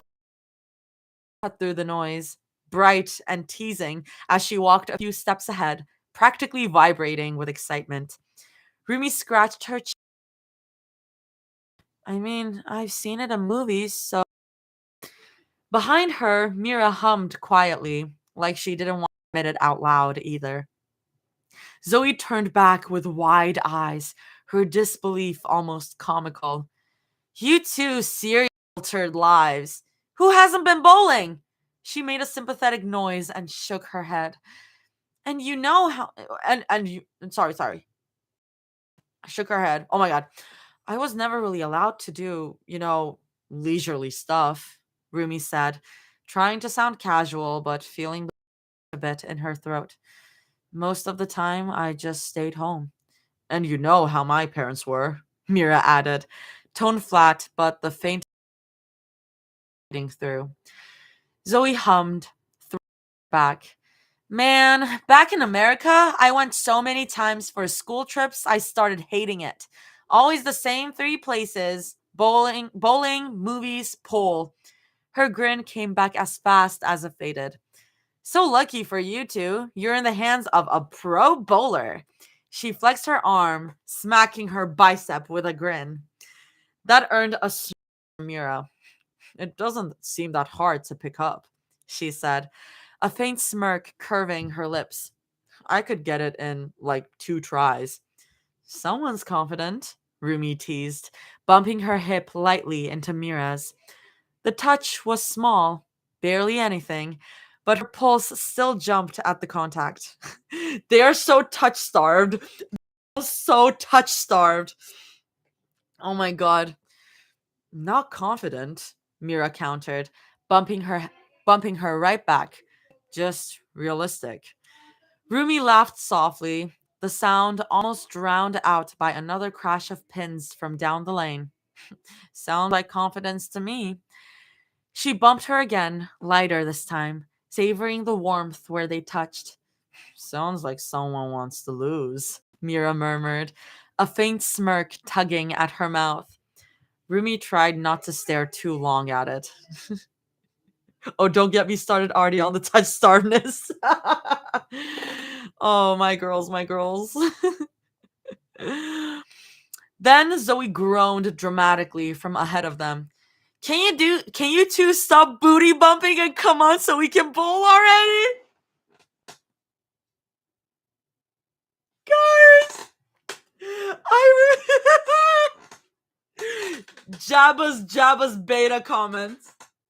Jabba's beta comment. Oh my god, so this is where it comes from. Jabba, you're the funniest person in the world. Booty bumping. I don't know what that means, but whenever I look it up, something about drugs comes up. I don't. Wait, I need to pull up that tweet because that's the funniest thing ever. It's so funny. Acknowledge me too, senpai. I just acknowledged you. Artie, look how no. I just acknowledge you. I am. I'm so funny. You are. Wait, I'm gonna find that tweet because it's the funniest thing ever. Okay. Booty bumping. I haven't. I do. I need to do a bad Australian accent. I can't. Australian is too hard. Australian is too hard. Just know that Jabba is Australian and imagine this in an Australian accent in their voice. I haven't heard the term booty bumping before, and looking it up, it just brings up drugs. Help. I don't think you intended for Zoe to be telling them they're squirting cocaine up their asses. I cannot do Australian. It's too hard. I mean, well, Artie, I must go. Bye, Salty. Take before I leave. What are you up to, Salty? Oh my god!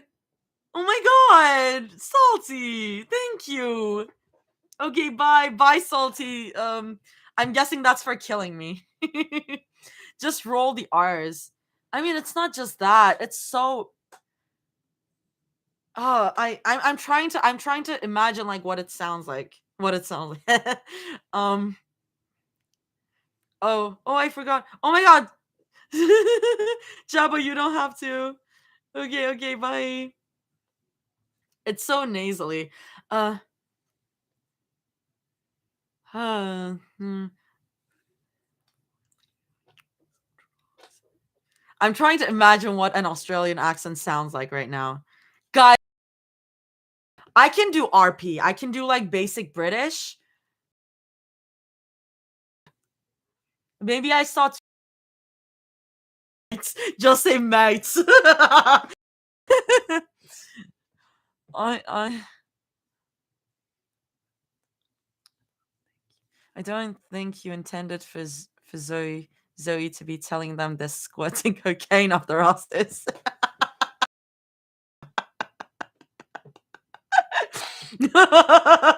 Just say "oh no" a bunch of times. Oh no, I know. Oh no, it's so because it's also I haven't heard the term booty. Oh my god, booty bumping before, and looking it up just brings up drugs. Help! I don't think you intended for Zoe to be telling them they're squirting cocaine up their asses. That kind of sounds like RP to me. Oh no, the cocaine up their asses. The cocaine. Guys, Australian is fucking hard.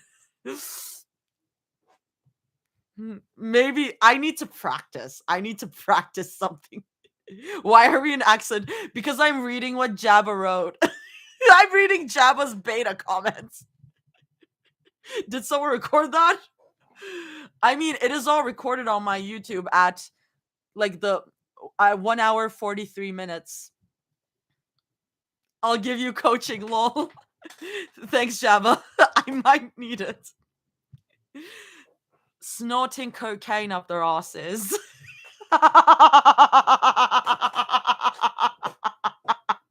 Imagine if suddenly Zoe turned Australian. I read from laughing. anyways, sorry. That was a tangent. That was a tangent, y'all. That was a fucking tangent. Oh my god. Artie, babe, that's British. That's the thing. Like everything sounds like RP to me. But like cocaine. That's like cocaine sounds very Australian. Cocaine up their asses. Zoe has a special interest in Australia, not because I want her to notice me. No, not at all. Side quest party. Okay, I'm back. I've been laughing way too much. Okay.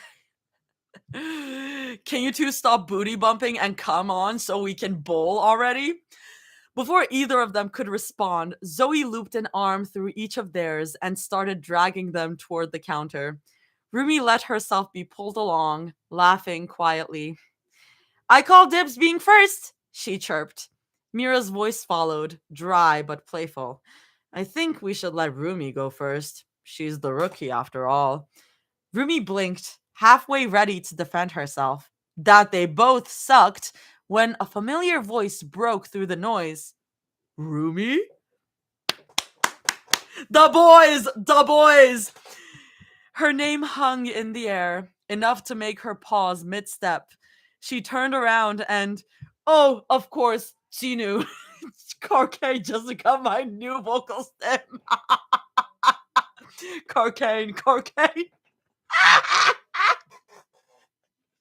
Woo, Ginu, it's your time. Ginu, you're going up. It's your moment. Okay. And right behind them, Abby and Mystery. I'm gonna have to do 3 guy voices. Toss. Oh my god, I'm people's vocal stems now. Okay. He was standing there like he owned the place, hands stuffed in his pockets, his usual half smirk in place. Abby was behind him, already waving enthusiastically, and Mystery gave a quiet nod of acknowledgement from behind them. Hey, he said easily, like they'd just seen each other yesterday. His gaze flicked over her once, and then stopped. His grin faltered. Wait, he breathed, eyes narrowing slightly as if he couldn't quite trust what he was seeing. You. His voice broke off for a moment, and he blinked. Once, twice. You cut your hair. Rumi froze, suddenly hyper-aware of how short it was. Oh, brushing her jaw now instead of flowing past her shoulders like it used to. For a second, she almost forgot she'd done it. Oh, yeah, she said, brushing her fingers through it in a nervous motion. Ginu just stared, really stared. His smirk was gone now, replaced with something unreadable.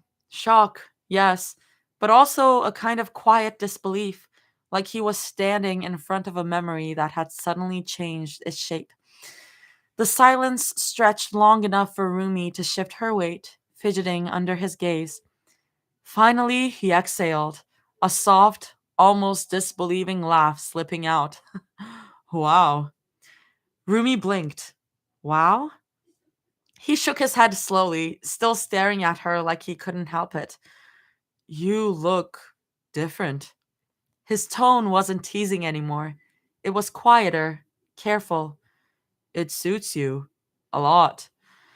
She blinked again, thrown by the softness in his voice. Thanks, she said, and it came out smaller than she intended. Then he caught himself, clearing his throat, straightening, slipping his hands deeper into his pockets as that old swagger tried to climb its way back. I mean, yeah, it surprisingly suits you. Her brows furrowed. Surprisingly? Before he could answer, Abby leaned in beside him, nodding thoughtfully with a hand under his chin like some kind of critic. It's nice, Rumi. Really nice. Thank you, she said, voice small but polite, cheeks warming despite herself. She cleared her throat quickly, needing to look anywhere else, and that's when her gaze finally took in Jinu's outfit. She immediately squinted because, why are you dressed like a grandpa? Mira said flatly before Rumi could even speak, eyes narrowing as she scanned him up and down. Jinu blinked, glancing down at his outfit as if seeing it for the first time. What do you mean? This is just a bowling shirt. Rumi tilted her head, taking in the striped button-up tucked into his jeans.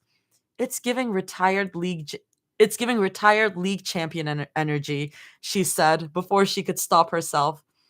If you want to bowl right, Jinu continued, smirking as he wiped his nose with exaggerated confidence.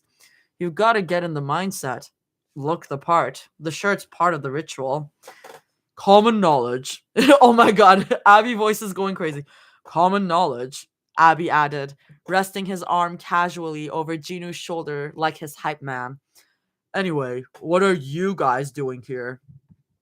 Before anyone could answer, Jinu folded his arms, head tilting slightly as he gave them a look that made Rumi's eye twitch.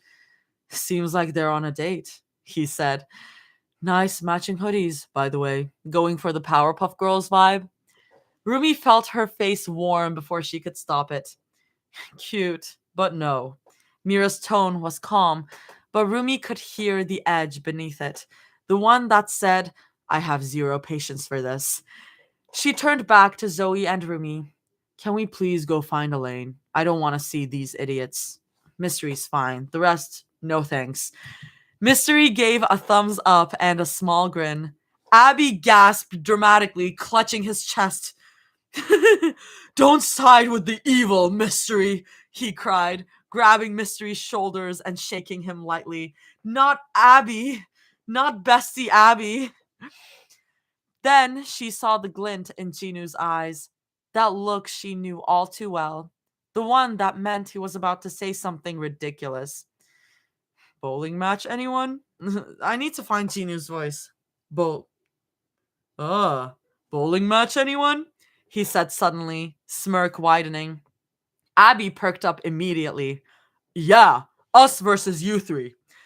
Ruby groaned softly under her breath, dragging a hand down her face. Of course. Mira crossed her arms. Like you said, we're on a date, so the answer's no. You're interrupting. Zoe immediately linked her arm with Mira's, playing along. Yeah, go find someone else to lose to. Ruby tried to hide her grin behind her sleeve, but the warmth of it still crept into her voice. You heard her. They turned to leave, and that probably would have been the end of it, if Jinu hadn't cleared his throat and said, just loud enough for them to hear, they're chickening out. Abby joined in, mock coughing. Totally scared they'll lose.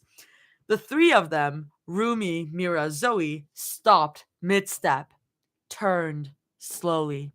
Rumi met that stubborn spark flaring to life in her chest. It was stupid, she knew that. But she'd never been one to back down from a challenge, especially not from him. Yeah? She said, cocking her head.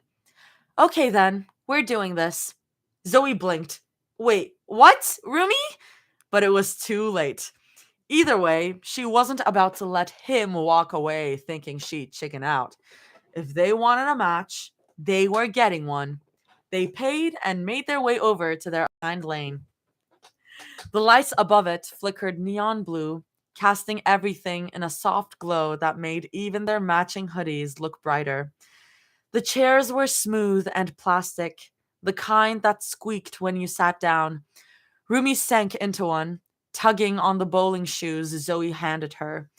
They felt strange, flat and slippery, like her feet couldn't decide if they were on solid ground or ice.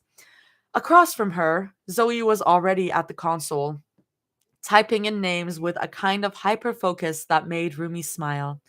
Of course she's taking this seriously. When Zoe finished, she waved them over. Rumi stood, brushing off her knees, and caught Mira doing the same. Mira's expression was calm, but her fingers were drumming lightly against her thigh, betraying the nerves beneath it. Rumi's chest tightened with quiet amusement. She's trying to act cool, but she doesn't know what she's doing either. They were doomed. The machine hummed and the balls rolled down into the ball return rack, knocking softly against one another. Man, it's been so long since I've been bowling. I miss bowling. Zoe leaned between them, whispered like she was about to reveal ancient secrets. Since you two don't know how, I'll teach you. Mira huffed, brushing a strand of hair behind her ear. I don't really need teaching, but whatever. Rumi nudged her shoulder, smiling. Shh, let her have this. Zoe grinned, clearly in her element. Okay, so first off, there's different sizes with different weights. Don't pick one that's too heavy or you'll mess up your wrist. See? She picked up one of the smaller purple ones with surprising ease. This one's like 8 or 9 pounds. Rumi nodded slowly, wishing she had a pen and paper on her to jot it down. Oh. Classic Rumi. Now, Zoe continued, holding the ball up proudly. You see these 3 holes? She wiggled her fingers at them. Middle and ring finger in the top 2, and your thumb goes down in the bottom. Oh yeah. Oh yeah. It's making yeah. Yeah. Okay.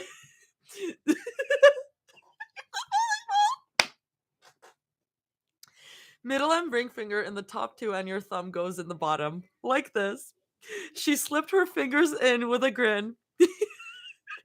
I'm sure this is easy for you two. Just finger it.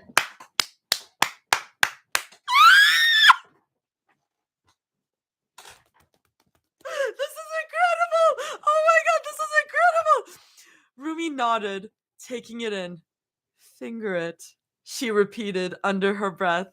There was a small pause before Mira's shoulders started to shake.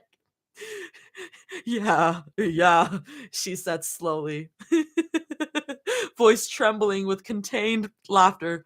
Finger the bowling ball. I think I get it. Yes, finger the bowling ball, Zoe repeated, fighting a giggle of her own. Ruby hummed like it was starting to click. Finger it. Mira nodded solemnly, lips twitching. Finger it. You have to finger the ball, Zoe confirmed, and that was it. She lost it, giggling into her sleeve as she nudged Mira in the side.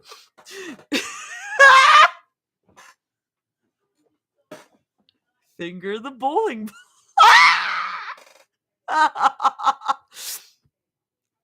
Oh my god. Rumi stood there. Oh my god. Mira snorted and ducked her face into her hoodie to muffle the sound, shoulders trembling with laughter. Rumi stood there, staring at the two of them. Zoe doubled over, Mira hiding her face, both of them red in the cheeks and breathless. She glanced down at the bowling ball still in Zoe's hands, trying to understand what exactly was so funny.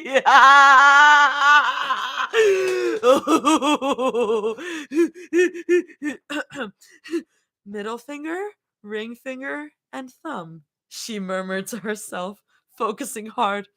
That's correct placement. She looked up again, and that's when it hit her. Oh! The warmth hit her face before she could stop it, her lips twitching into a small, helpless smile. Oh!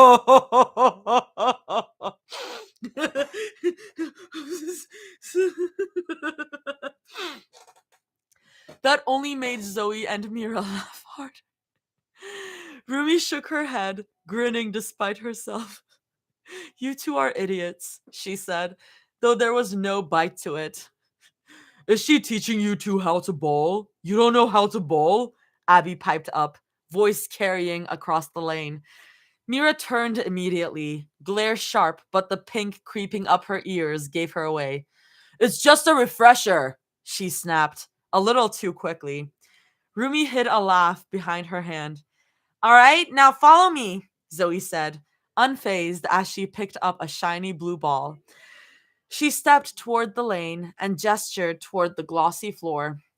You don't want to go past that line. It's super slippery over there. Trust me. I ate it a bunch of times.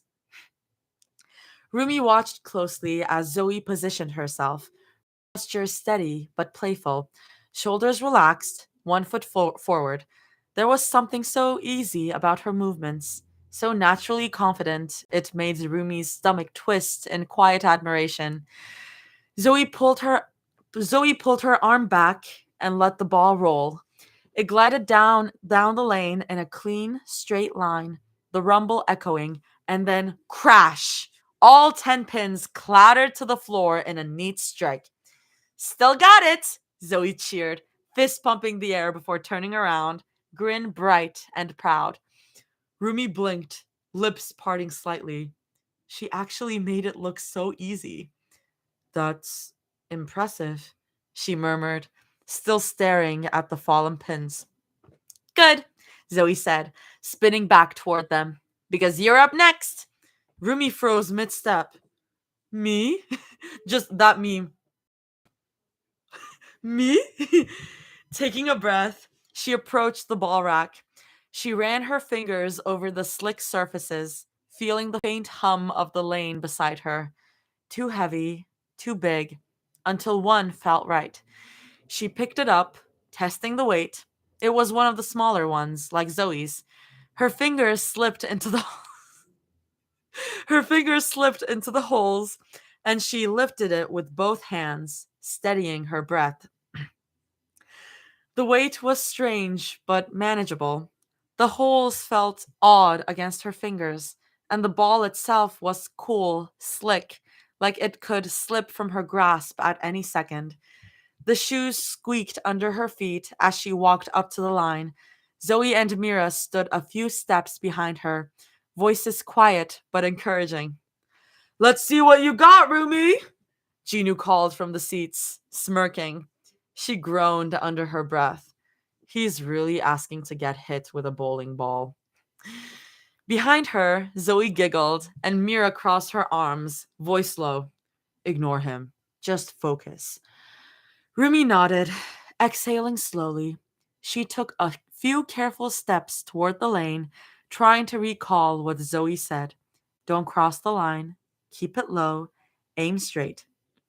She pulled her arm back, swung forward, and released, maybe a little too early. The ball rolled out, wobbling down the lane like it was trying its best but didn't really know where it was going. Still, it moved. Rumi's heart thudded as it crept closer to the pins, so close, and then it veered off into the gutter.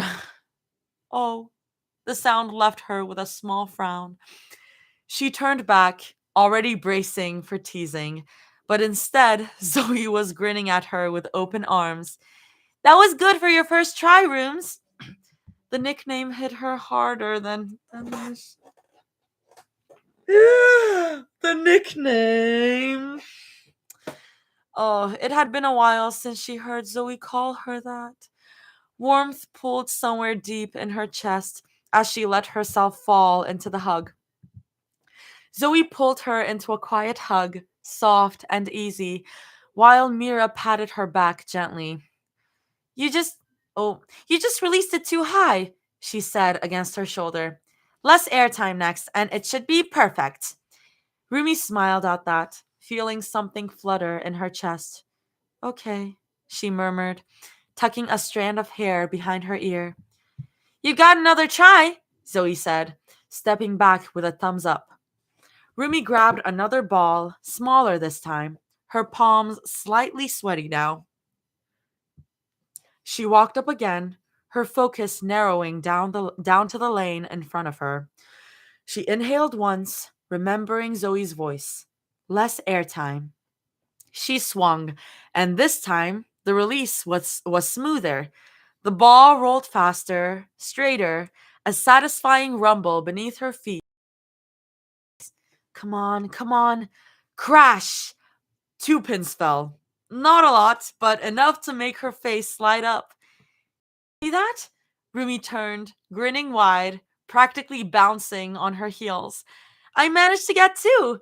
Zoe cheered, clapping. Yeah, you did good, Rumi.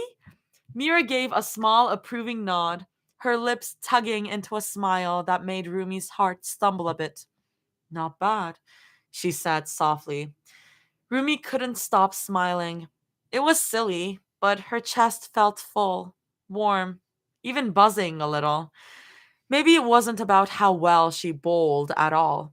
Maybe it was just this. Their laughter, their voices, their eyes on her, proud and soft and here. And for a moment, she didn't care about the score. She just felt happy. This was actually fun. Rumi felt her pulse still drumming from the adrenaline, a small, quiet thrill running through her veins. It was ridiculous, really, bowling of all things, but there was something about the rhythm of it, the sound of pins clattering, Zoe's bright laughter echoing over the lanes that made her chest feel lighter. She settled back against the chair, deciding to stay and watch Mira's turn. Mira was already standing by the rack, squinting at the lineup of balls like she was sizing up an opponent. Her fingers traced the smooth surface of a dark purple one before she finally picked it up. It was heavier than Rumi's. Rumi could tell just from how her arm tensed slightly under the weight. Mira's long fingers slipped into the holes with practiced ease, though she'd never done this before. And for reasons Rumi didn't care to examine, she decided to fix her eyes firmly on the lane instead. Ha ha ha. Ha ha ha ha ha. Ha ha ha. Very funny. You got this, Mir, Zoe called cheerfully, smacking Mira on the back hard enough to make her stumble forward. Mira froze, glancing over her shoulder with a look of pure betrayal. Zoe, I swear to God. Sorry, Zoe giggled, covering her mouth but doing a terrible job at hiding her amusement. Rumi bit the inside of her cheek to keep from laughing. Mira huffed, adjusted her stance, and rolled her shoulders like she was preparing for battle. She mimicked Zoe's form, sort of, and swung the ball forward. It thudded onto the lane and rolled with surprising speed until it abruptly curved right and dropped straight into the gutter. Mira stood there for a moment, expression blank. Then she muttered something that sounded suspiciously like a curse under her breath and turned to walk back toward them, her jaw tight, but eyes faintly sulky. You did good for your first time, too. Don't sweat it, Zoe hummed, trying to be encouraging. You just need a little more coordination next round. Rumi gave a curt nod, though, sorry, oh my god, brain fried for a second. Mira gave a curt nod, though Rumi could see the faint frustration tugging at her lips. It wasn't anger, really, just that subtle, familiar thing Mira did whenever she wasn't immediately good at something. She's so real. Rumi had seen it before, how Mira's pride always fought with her patience. Rumi smiled faintly to herself. She'll figure it out.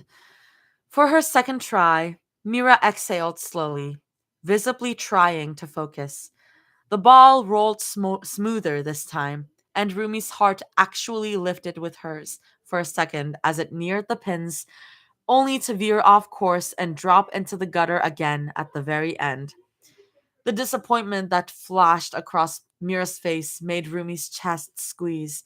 Zoe patted her arm lightly. You'll get it next time, Mir. Mira mumbled, still frowning. They returned to their seats, Mira crossing her arms and glaring faintly at the lane as if sheer willpower could bend the ball into hitting pins next time. From the corner, Chinu's muffled laugh broke through. He tried to disguise it as a cough, but the smirk gave him away. Oh, shut up, Mira muttered without looking at him. Hey, no judgment, he said, standing with a dramatic stretch. Just thought maybe you'd like to see how it's actually done. Rumi could practically hear Zoe roll her eyes. Abby popped up beside Jinu, cracking his knuckles like he was gearing up for a championship. Amateur hour's over. Please don't embarrass yourself, Zoe called out. He grabbed a heavier ball, rolled it with almost reckless speed, and every single pin went down in one satisfying crash. Yes! Abby whooped, throwing his hands up. Jinu jumped up too, cheering, while Mystery simply clapped politely from the side. Then came Jinu's turn. He ran a hand through his hair, cocky grin already in place. Take notes. You guys need it. Zoe cupped her hands around her mouth and booed loudly. I hope you trip! I hope that bowling ball crushes your feet, Mira added flatly, still pouting from her earlier miss. Rumi chuckled softly. This is just the first game, she murmured, more to herself than anyone else. And we have a line break, and I might need some water. How's everyone this evening? We're chilling. I'm a little tired because I woke up at 7:45. Yippee. Yippee. Oh my god, I basically almost missed the live.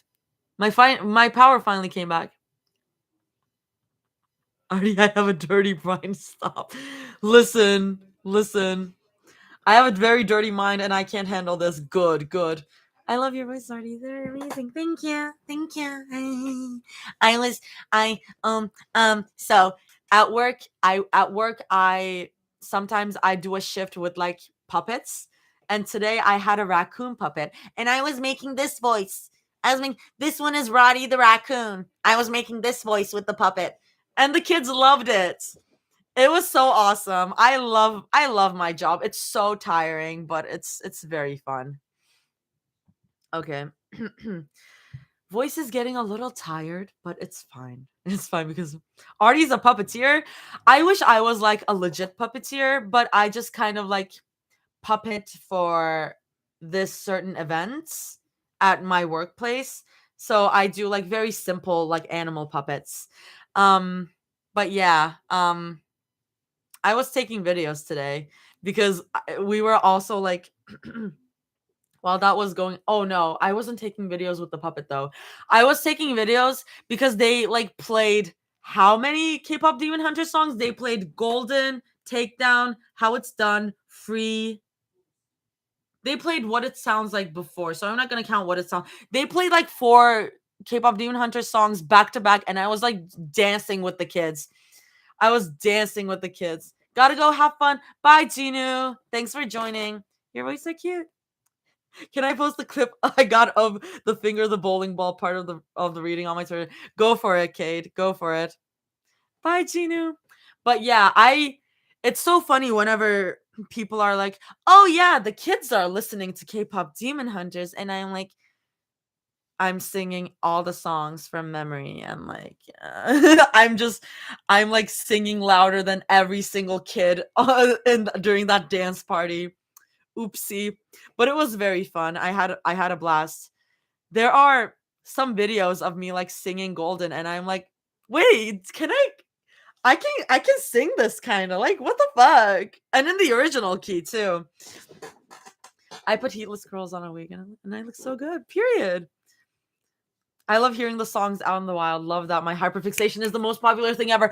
I was thinking the same thing today, Jabba. I was thinking the same thing today. I was like, because usually my hyperfixations are like, I mean, my last major one was Fall Out Boy, which is pretty big. But still, whenever I heard like Fall Out Boy in the wild, I was like, oh my God. Oh my God. They're family business. Even though Fall Out Boy is popular, but it's not like super mainstream anymore. Um, but yeah, like before that, it was like certain animes, like it was Persona for a while. And I'm like, this one, K-pop Demon Hunters is like a level of mainstream that is just like crazy. And I'm like, I am so blessed. I am covered. I am surrounded by my hyperfixation every day. It's great. My whole class singing Golden while we were on lunch break. My past hyperfixation was murder drones. That's wild. Like, just like information about murder drones? That's crazy. Yeah. Okay, I think I'm gonna keep going because again, this is a 21K chapter, and that usually takes me 4 hours to go through. But I don't really want to be here until like 11:30, even though I probably will end up being here until 11:30.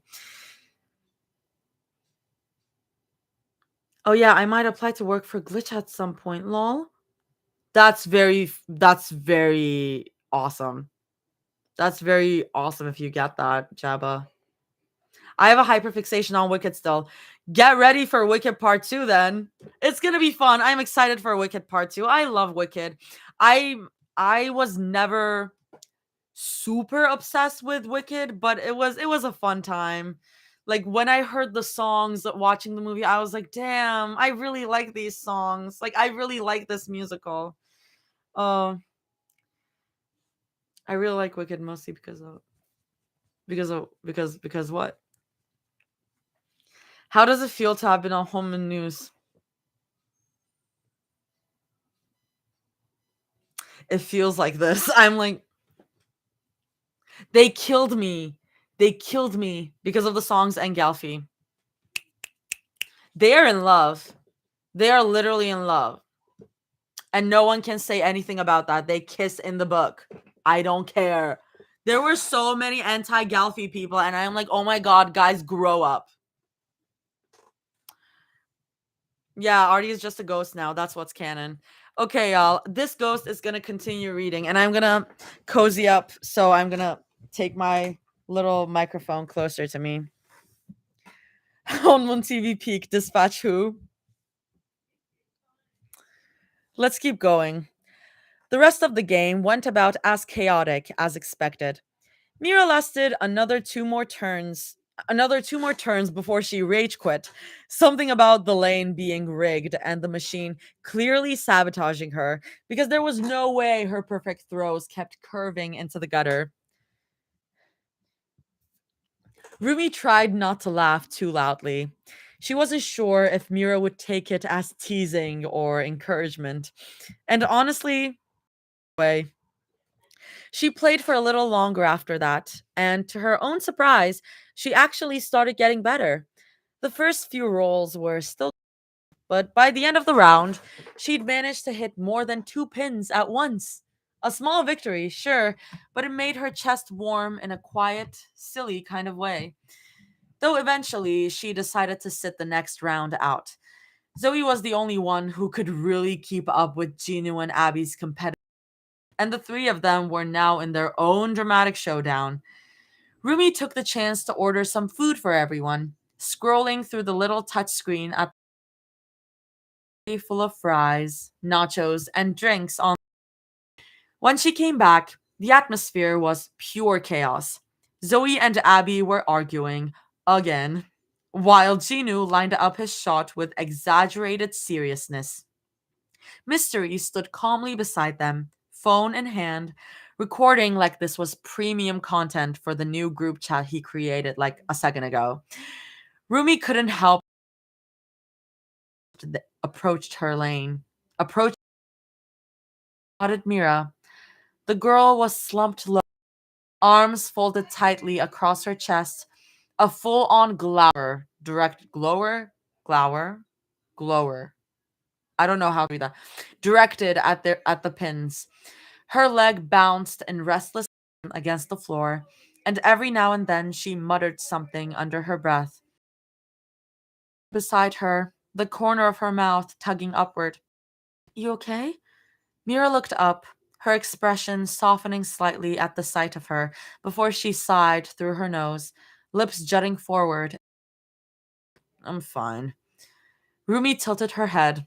Yeah, right. Mira looked about as fine as a cat left in the rain. Without thinking too much, she closed the space between them. Mira straightened up automatically, her hands finding their way around Rumi's, hugging her close like she didn't even notice she was doing it. Rumi's pulse jump, but she hid it by reaching up and pressing her palms against Mira's cheeks, squishing them gently until her lips puffed out like a pout. Smile, Rumi hummed, trying not to laugh. Mira's brows drew together, eyes fluttering shut as her lips smushed between Rumi's hands. There's nothing to smile for. Face.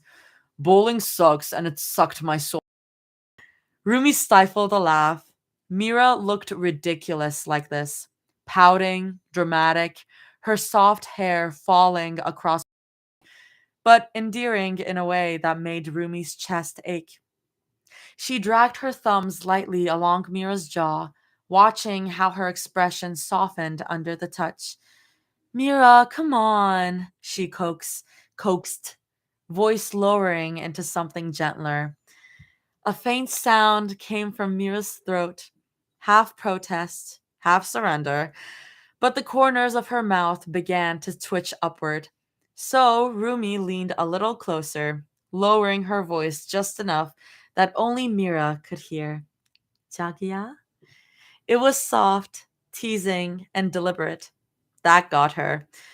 Rumi felt the shift immediately, the warmth blooming under her palms as Mira's cheeks flared with heat. She looked down, trying to hide it, but the tips of her ears were red too. Rumi's own breath caught, surprised by how good it felt to say it out loud. What? She asked innocently, though she couldn't stop her grin. Mira's eyes narrowed, dark and sharp even through the embarrassment. For a second, neither of them said anything. Just the low hum of the bowling alley around them, the smell of wax and fried food, and the faint vibration of the lane resets in the floor. Then Mira exhaled, leaning back slightly, eyelids lowering. "Wanna hear it again?" she murmured, voice low, almost a whisper. Rumi's pulse jumped. The sapphics are sapphiking. Her first instinct was to laugh, but the way Mira looked at her, half bashful, she's bashful. Thank you, Reef. Shout out Reef for teaching me where that's from. Half bashful, half hungry, made her throat tighten instead. She just smiled, brushing her thumbs gently along Mira's flushed skin. Jagia? She said it again, voice dipping into something softer this time. She leaned down, pressing a kiss to Mira's cheek. The sound that followed, a quiet hum deep in her throat, rumbling low from her chest, sent a pleasant shiver down Rumi's spine. And God, she missed that sound. They are so touch-starved. Mira's smile spread low and lazy, a little crooked, a little smug. ASMR microphone time. Her arms tightened around Rumi's waist, pulling her in closer until Rumi could feel the steady rise and fall of her breathing against her. Rumi couldn't help herself. She leaned in again, brushing a quick peck against the side of Mira's jaw, tilting her chin up with her fingers. Jagia, she murmured again, almost testing how it felt to say it like that, soft and intimate, like it belonged to them. She watched as Mira's eyes opened slowly, lashes fluttering, her pupils dark in the low light. Her fingers brushed against Rumi's hips, thumbs tracing small shapes that made it hard to breathe evenly. Rumi's smile faltered into something else, something quieter. I'm gonna pause and point attention to the fact that while this is happening, like Zoe, Abby, and Gino are crazy going at each other at bowling while this whole thing is happening. That is very funny to me. um, okay. Okay. Rumi's smile faltered into something else, something quieter. Hi, Kirby. She could feel her thumbs moving before she even thought about it, brushing lazy circles over Mira's lower lip. Her chest felt tight in the best way, her heart knocking hard against her ribs. She smiled faintly, staring down at her, gaze flicking between those brown eyes and the mouth she'd once kissed like it was a secret only she knew. She wanted to kiss her so badly her throat went dry. Mira? The name fell out of her like an exhale. She bent down, so close she could feel Mira's breath ghost against her own. But just before their lips met, Mira turned her head, and Rumi's kiss landed on her cheek instead. She froze, lips still pressed on warm skin, then leaned back with a small pout. "No kiss?" she asked, voice caught somewhere between teasing and genuinely wounded. Mira's lips quirked faintly. Not quite a smile, not quite not one, and she raised a single brow, wordless but amused. "Haven't kissed you in months," Rumi groaned, her frustration coming out in a childish whine. She leaned down again, determined, but Mira turned her head the other way, earning herself another kiss to the cheek instead. "Mira," Rumi huffed, under the annoyance as she began peppering little kisses along Mira's jaw. You're being mean. Each peck earned a soft chuckle, and Rumi could feel the sound vibrate under her. This isn't funny, she huffed, trying to cup Mira's face to hold her still, but Mira caught her wrists halfway, threading their fingers instead. The shift in her tone was subtle at first. We can't kiss, she said simply. Rumi blinked at her, caught off guard by how serious her voice suddenly was. Why not? She asked, watching the way Mira's thumbs brushed over her knuckles. Slow, deliberate, grounding. Mira looked up then, meeting her eyes. It wasn't teasing anymore. It was something quieter, deeper, the kind of look that made Rumi forget how to breathe. Because Mira hesitated, her tongue darting out to wet her lips, eyes flicking briefly to Rumi's mouth before she forced them back up. If I start, I wouldn't know when to stop.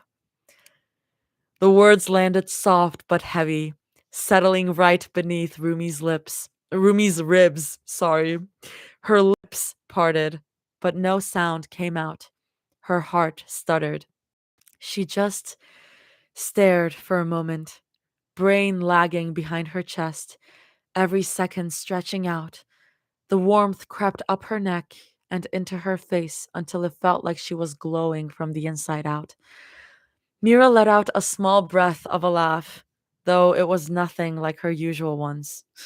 I mean it, she murmured, voice steady but low. I've wanted to kiss you, both of you, for longer than I should admit.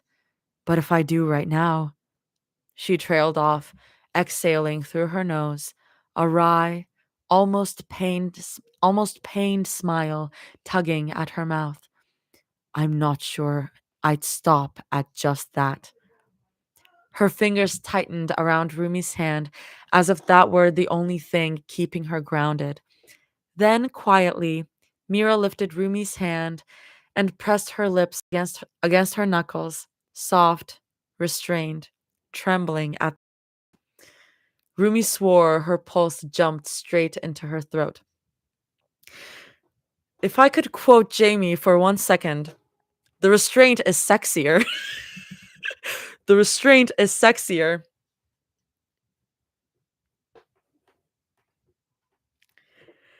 Mira's voice dropped again, barely above a whisper. And I don't think here's the best place for me to forget how to hold back. Rumi's mouth fell open, but nothing came out.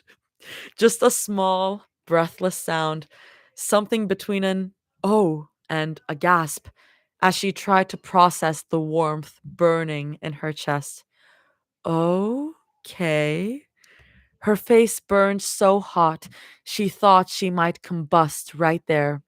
She nodded slowly, trying not to look as flustered as she felt.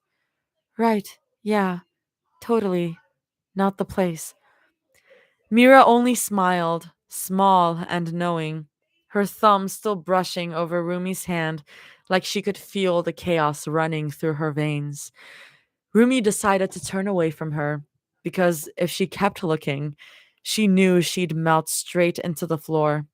Her chest already felt too full, her pulse too loud. She needed a second to breathe before she said or did something she couldn't take back. There was no protest from behind her, just a soft exhale, followed by the sudden, gentle tug at her wrist. Rumi let out a startled sound as she was pulled backward until she found herself sitting down in the narrow space between Mira's legs, backed pressed against the warmth of her body. She felt arms slipped easily around her waist, firm but unhurried, and a quiet sigh brushed against Rumi's shoulder before Mira rested her head there.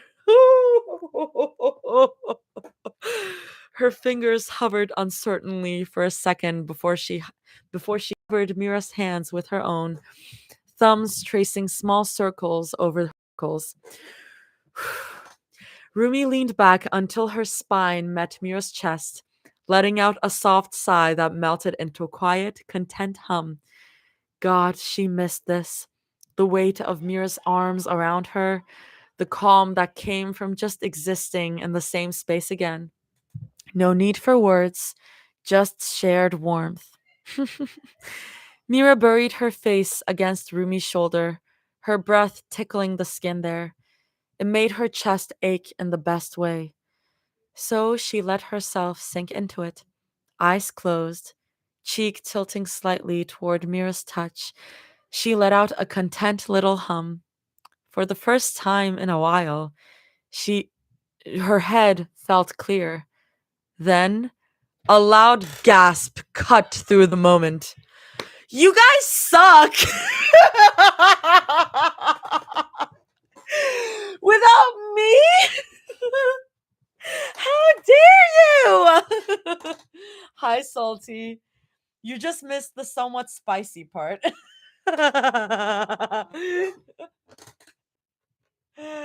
Oh god, sorry. Unfortunately, the first thing that I think about when I read this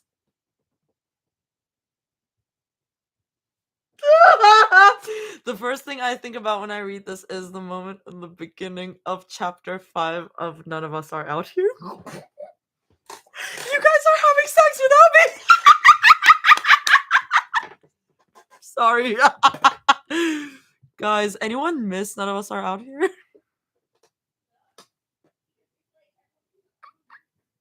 Anyone miss None of Us Are Out Here? Because I do. Oh, listen. Listen.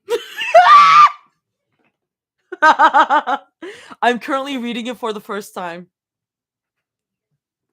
None of Us Are Out Here is crazy.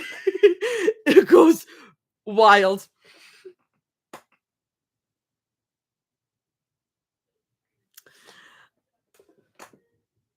If there's any children here, this is not for you. It is not for you, and I'm telling you, it is not for you. I made a second surprise. Since we've stopped here, let's check out Salty's surprise real quick. So Artie is alive again, huh? I disconnected for a bit. What did you just say? Artie, I don't have headphones on. It's okay. I'm just gonna play this one. I'm just gonna take this and gonna play. Okay, so I'm gonna share. This is the new Salty video. What is your thing with Family Guy clips?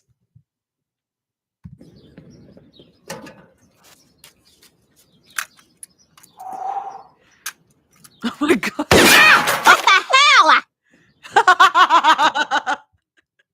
What the hell is wrong with you? Already it's 3 a.m. Oh, I'm so sorry. Bro, if you want to sleep, please sleep. Please. Put your phone. Oh, that's my that's my door. You guys just saw my door.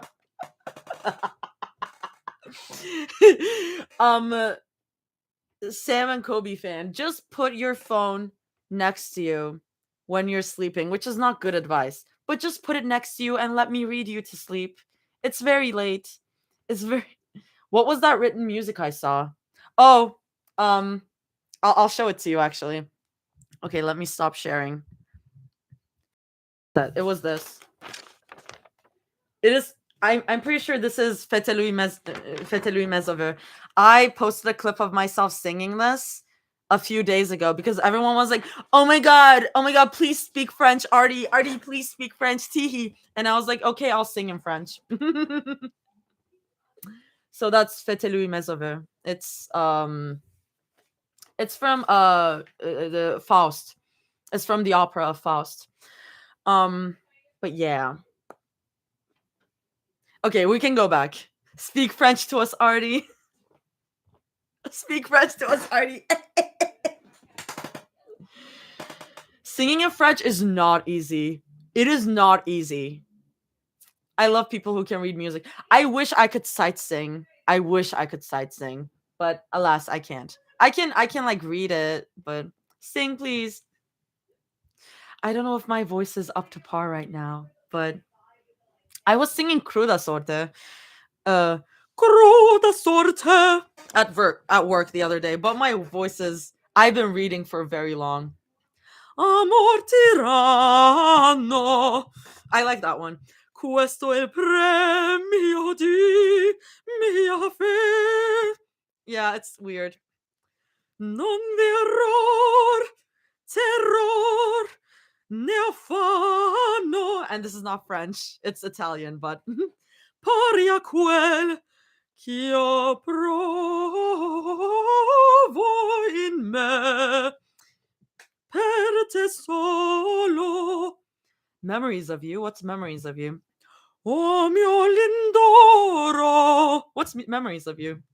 Thank you. What's memories of you? Io mi provo in ta. Oh, memories of you from Persona. I see.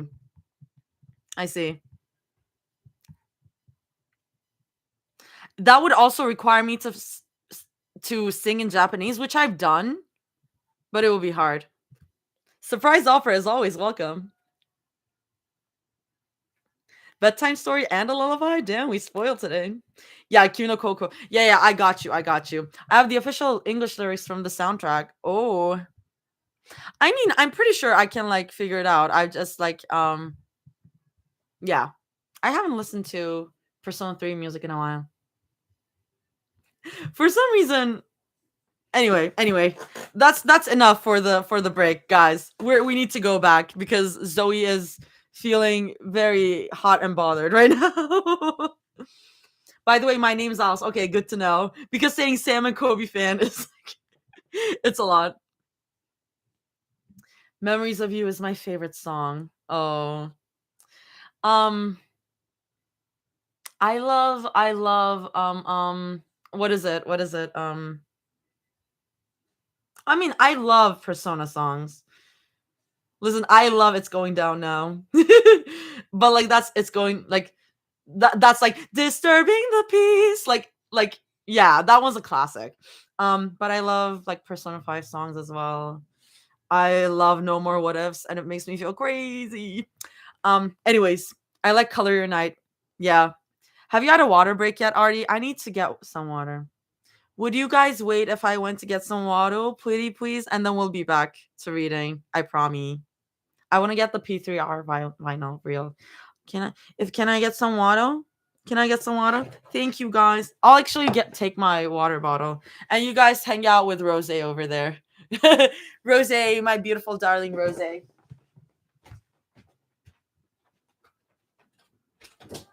What's going on?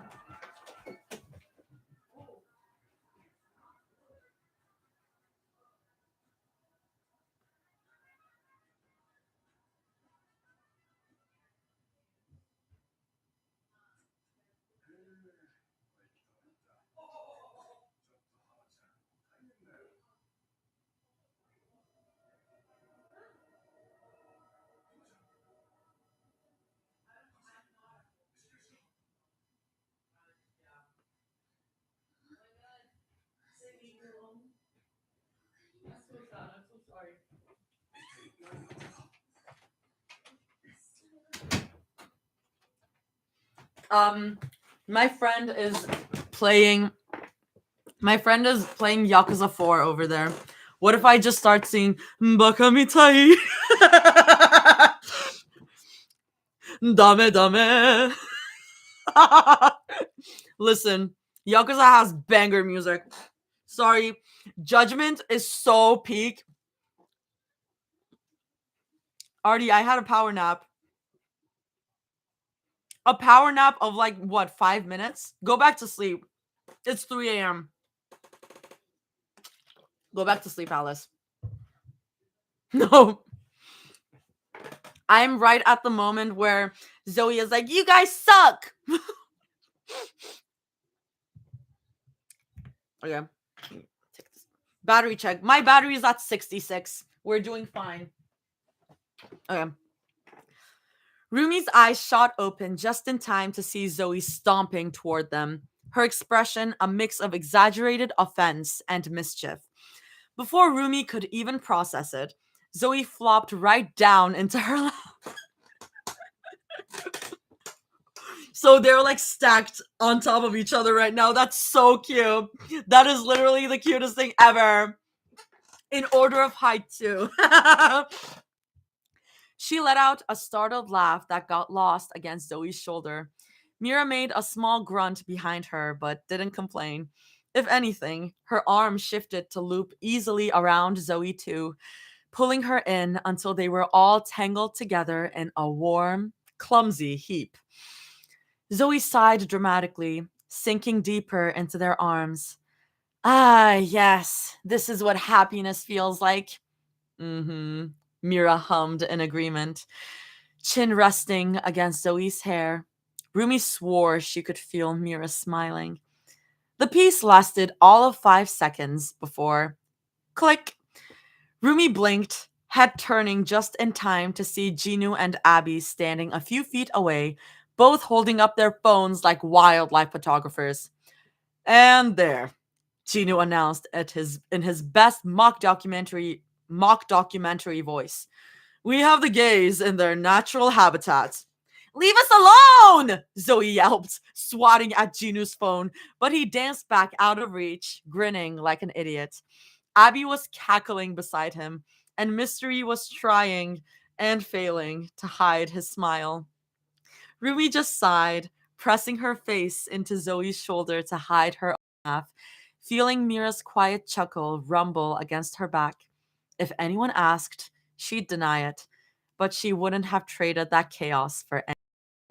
They're so sweet. Welcome back, Reef. Welcome back. Are you caught up with Two's Company? Because I don't want it to be a spoiler for you. I mean, it's fluff, but it's still like spoilery stuff, you know? Hi, Danny. Oh my god. We got the gang. No, I am not. I've been muting you. Bitch. I'm being silenced. Have you been reading Two's Company or have you been like holding off on it? I just want to see your face.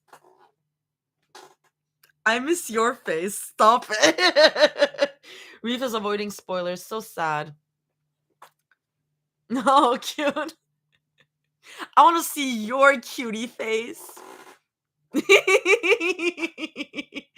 Guys, Reef sent me her childhood photos and she's so cute. I need to send my childhood photos. I have some like really cute ones. No, I haven't read or written anything in a month, Artie. I'm dying. I love you so much. I know you've been going through it. Start that Teehee count. Oh my god. No, Reeve, like seriously, everyone send hugs to Reeve right now. Aw. Reeve, everything. I'm like wishing the best. Yeah, I'm wishing the best like for everything. You just moved in. It's time to settle in. And take your time. Yeah, take your time, Reeve.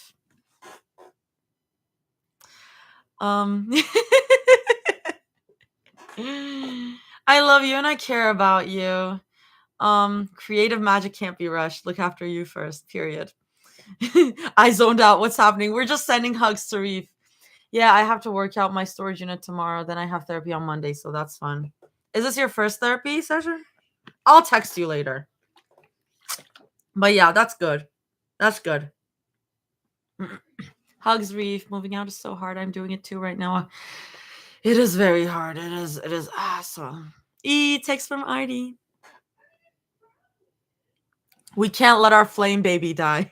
So you will be seeing text from me.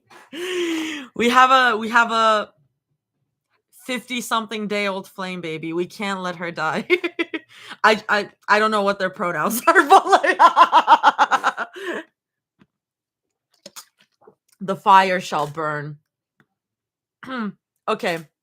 What is a flame baby? The flame baby is what you get on TikTok when you have a streak going on with someone. And we have a long streak going on.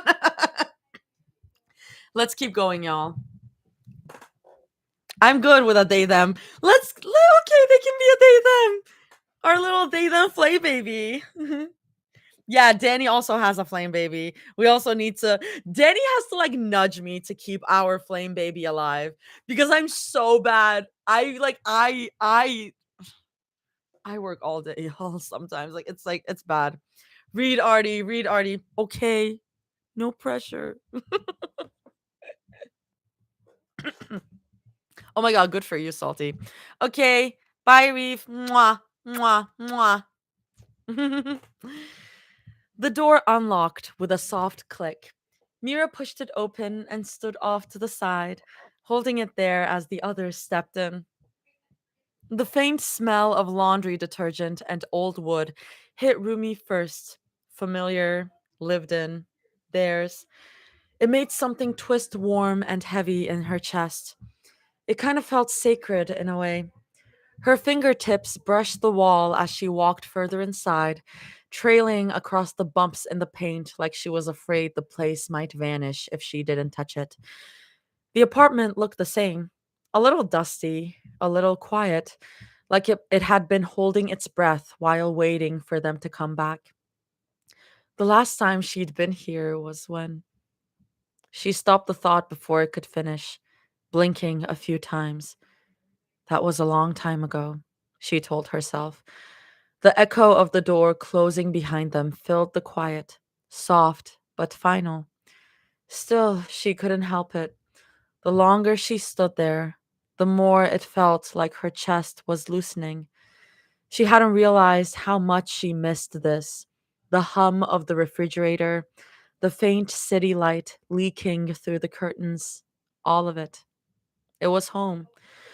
Zoe moved beside her, equally slow, eyes scanning the apartment with that same quiet reverence, like they were both walking through a memory they didn't want to disturb. Then, the sound of small, rapid footsteps. Zoe gasped, then squealed so loudly Rumi nearly jumped out of her skin. Nim! She all but sprinted across the room, dropping to her knees as soon as the kitten came into view. Rumi blinked, startled, before a laugh slipped from her lips at the sight. Zoe scooped up the little gray puffball, hugging him close and burying her face in his fur. You've gotten so big! Oh my god! Zoe sniffed, voice trembling with pure joy. Rumi knelt down beside her, reaching out to scratch behind his ears. He purred so hard it vibrated through her hands. Hey, buddy, she murmured, smiling when he nuzzled her fingers. From behind them came a quiet laugh, small, almost shy. Rumi looked up to see Mira standing there, leaning against the wall.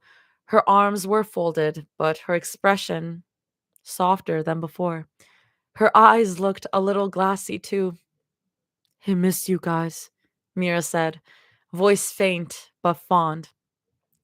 Zoe looked up, still petting the kitten, and smiled. We missed him too.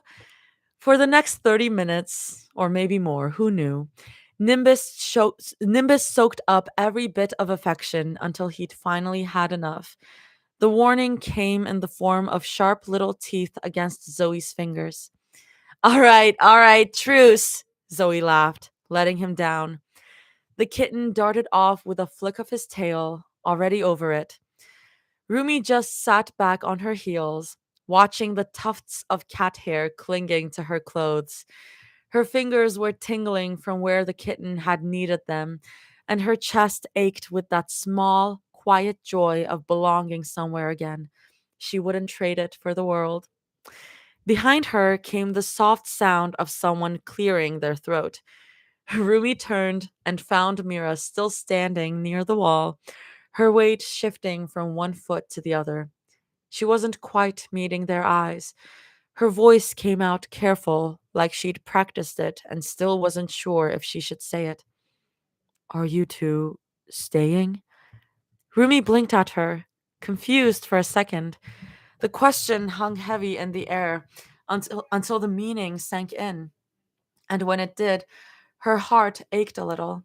The hesitation, the way Mira's thumb was rubbing the inside of her palm, the guarded tone that wasn't really about logistics at all. I know everything's still fresh, Mira continued quietly, eyes fixed on the floor. And I understand if you don't want to just jump back in. Mira? Zoe's voice cut in, soft, certain. When Rumi looked at her, Zoe was smiling, small but sure. Yes, we're staying. She glanced at Rumi, like wanting for her to confirm it, and Rumi nodded before she could even think twice. Yeah, she said quietly, we're staying. The tension in Mira's shoulders melted instantly.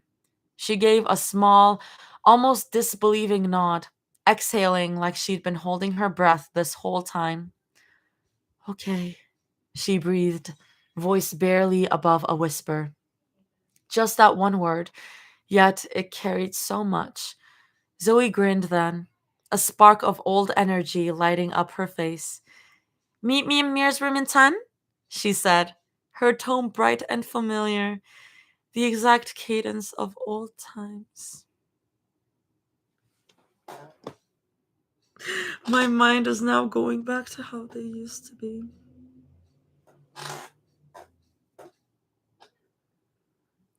They used to play Minecraft together.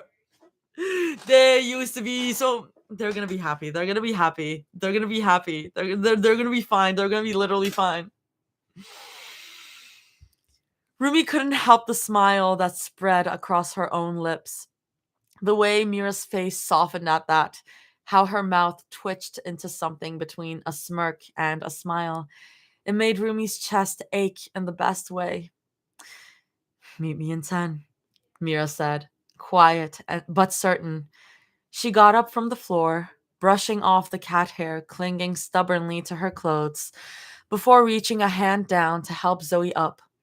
Their steps echoed softly down the hallway, familiar, but still tentative, like they were relearning the rhythm of the space together. Then Zoe stopped short. She muttered. Rumi blinked, following her gaze, then froze.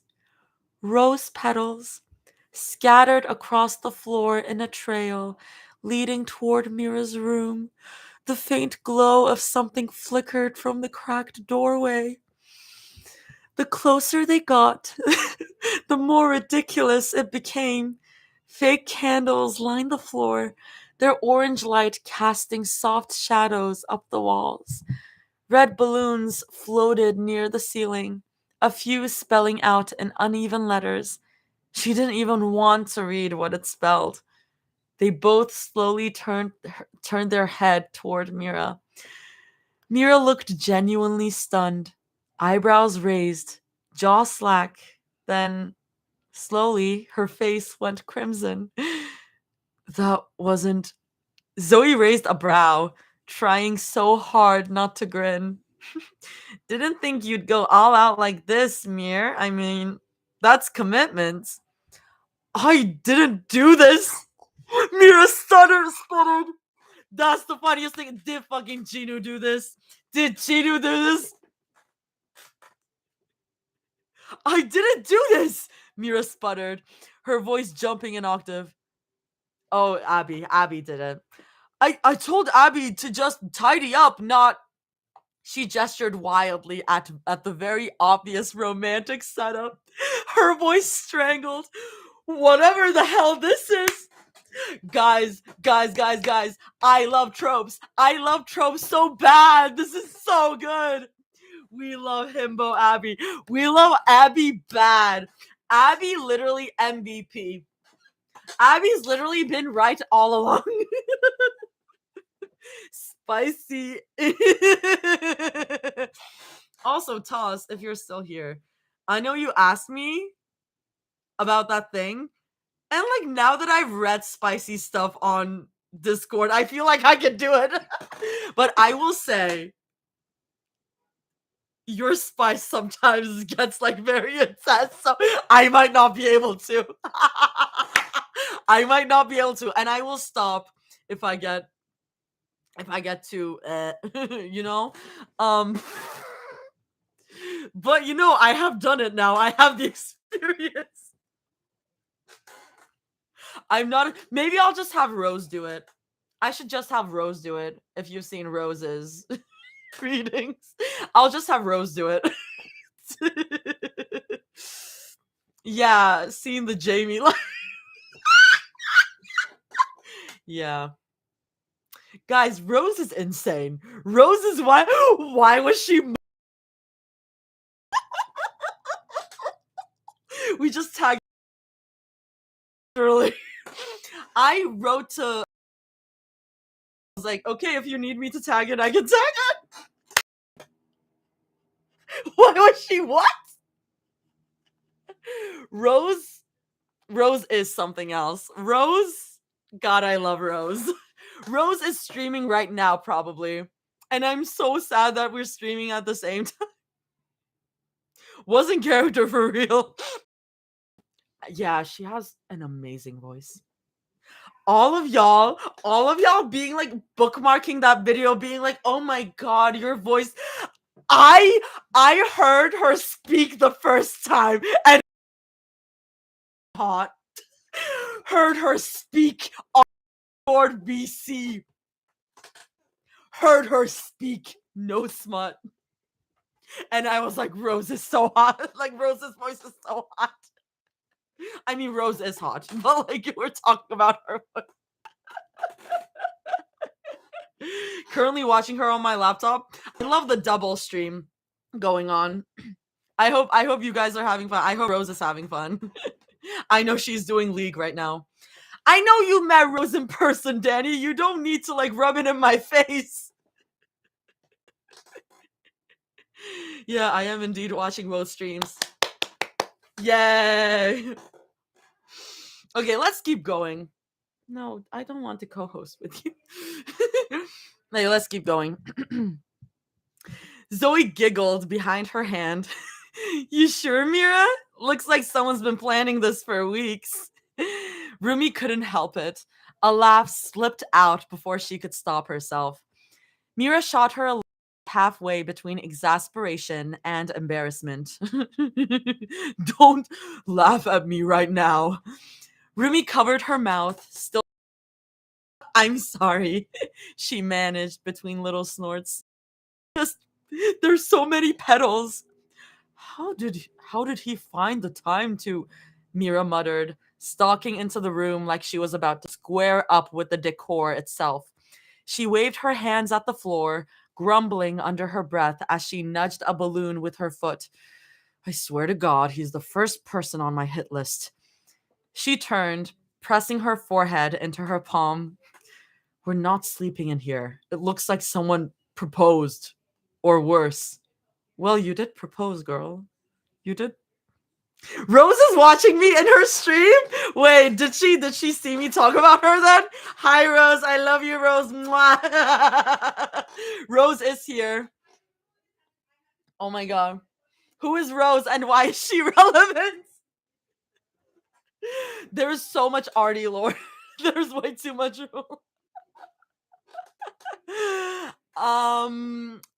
Rose is many things. Rose is Who is Rose? Excuse me. Hey bestie. Yes! She appears. Are we mentioning the polycule again? I guess we have to mention the polycule. Rose created the polycule. Rose is Mama Rose. Mother, she's mother. She's the mother of the polycule. What is happening? Guys, polycule stuff gets crazy. This is why I don't check Discord as often. I just can't handle it anymore. I am mother. Rose is mother. There, she said it. I deeply apologize, Rose. I'm out of the loop and have no idea about Artie lore. The Artie lore is just that we have a Discord server and there are 3 polycules, including the megacule. So it is like 2 polycules, and we combine them both, and form the megacule. Artie lore is my favorite lore. I love talking about polycule stuff to like people I know IRL, and they're like, this is crazy. I am sitting here confused. Loki, invite me. Salty? Does anyone have a link? Because Artie, what's your Twitter? My Twitter is artisanal. ARTYZANAL. Makes sense because I don't have Discord. Makes sense. There's also a new one starting up. We're calling the Ozkill just the Aussies. We gotta get that as a role. That's very funny. Good for you. I support that. The Discord link has been dropped. If you would like to join the Discord and potentially join a Polykill, we have a Polykill recruiting channel. We have a Polykill recruiting channel where you can like make your way into one of the Polykills. Yeah, we're headhunting Polykill members. Also, Rose, I hope your stream went well. I'm sorry that we're streaming at the same time, but I have no other time. I love you so much. And I hope your league match was good. I don't know how it works. Oh, it's still going, Elevate. I hope you're doing well. I don't know how league works, but I hope you're doing well. Dude, we lost the first game.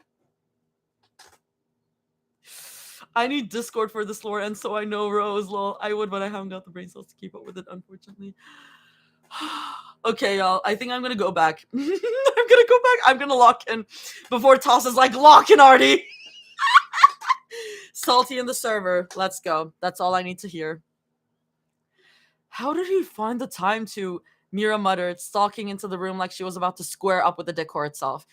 She waved. Oh, okay, we read that. Okay. It looks like someone proposed, or worse. Zoe was already half doubled over laughing.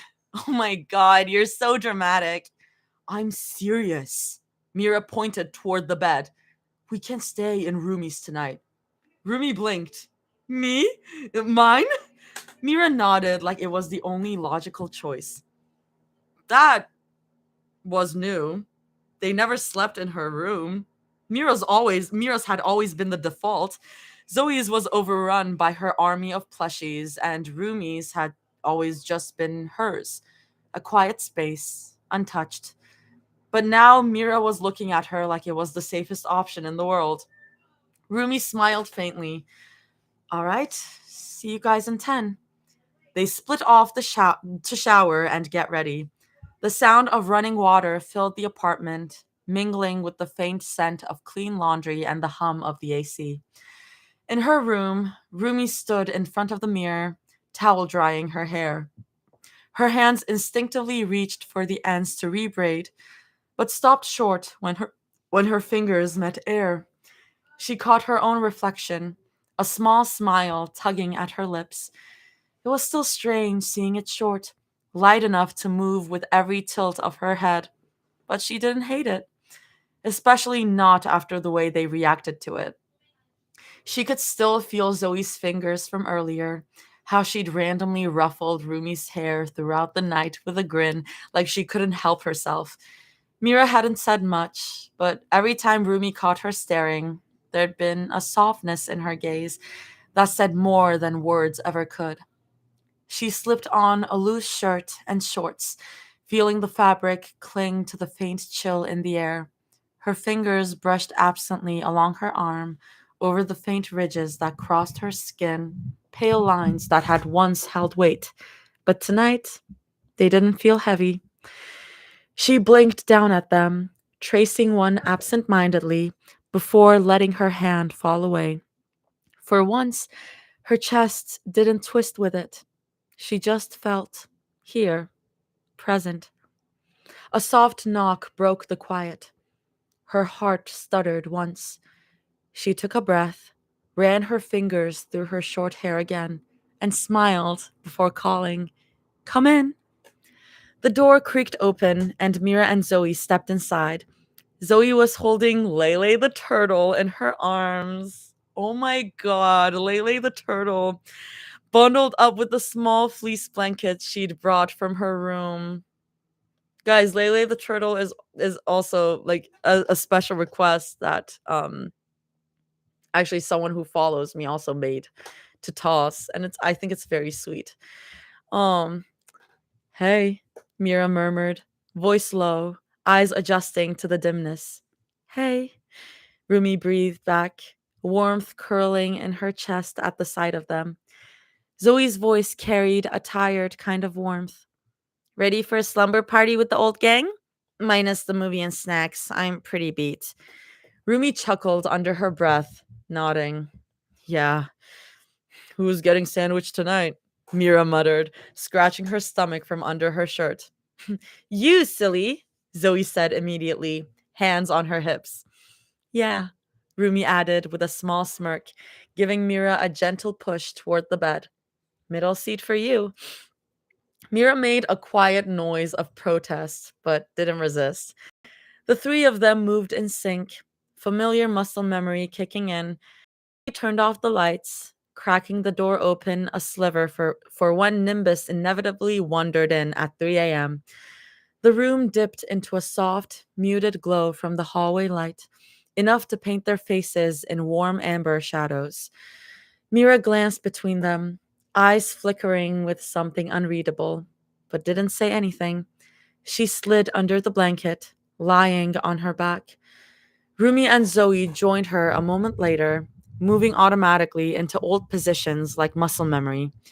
Rumi tucked herself against Mira's right side, head resting on her shoulder.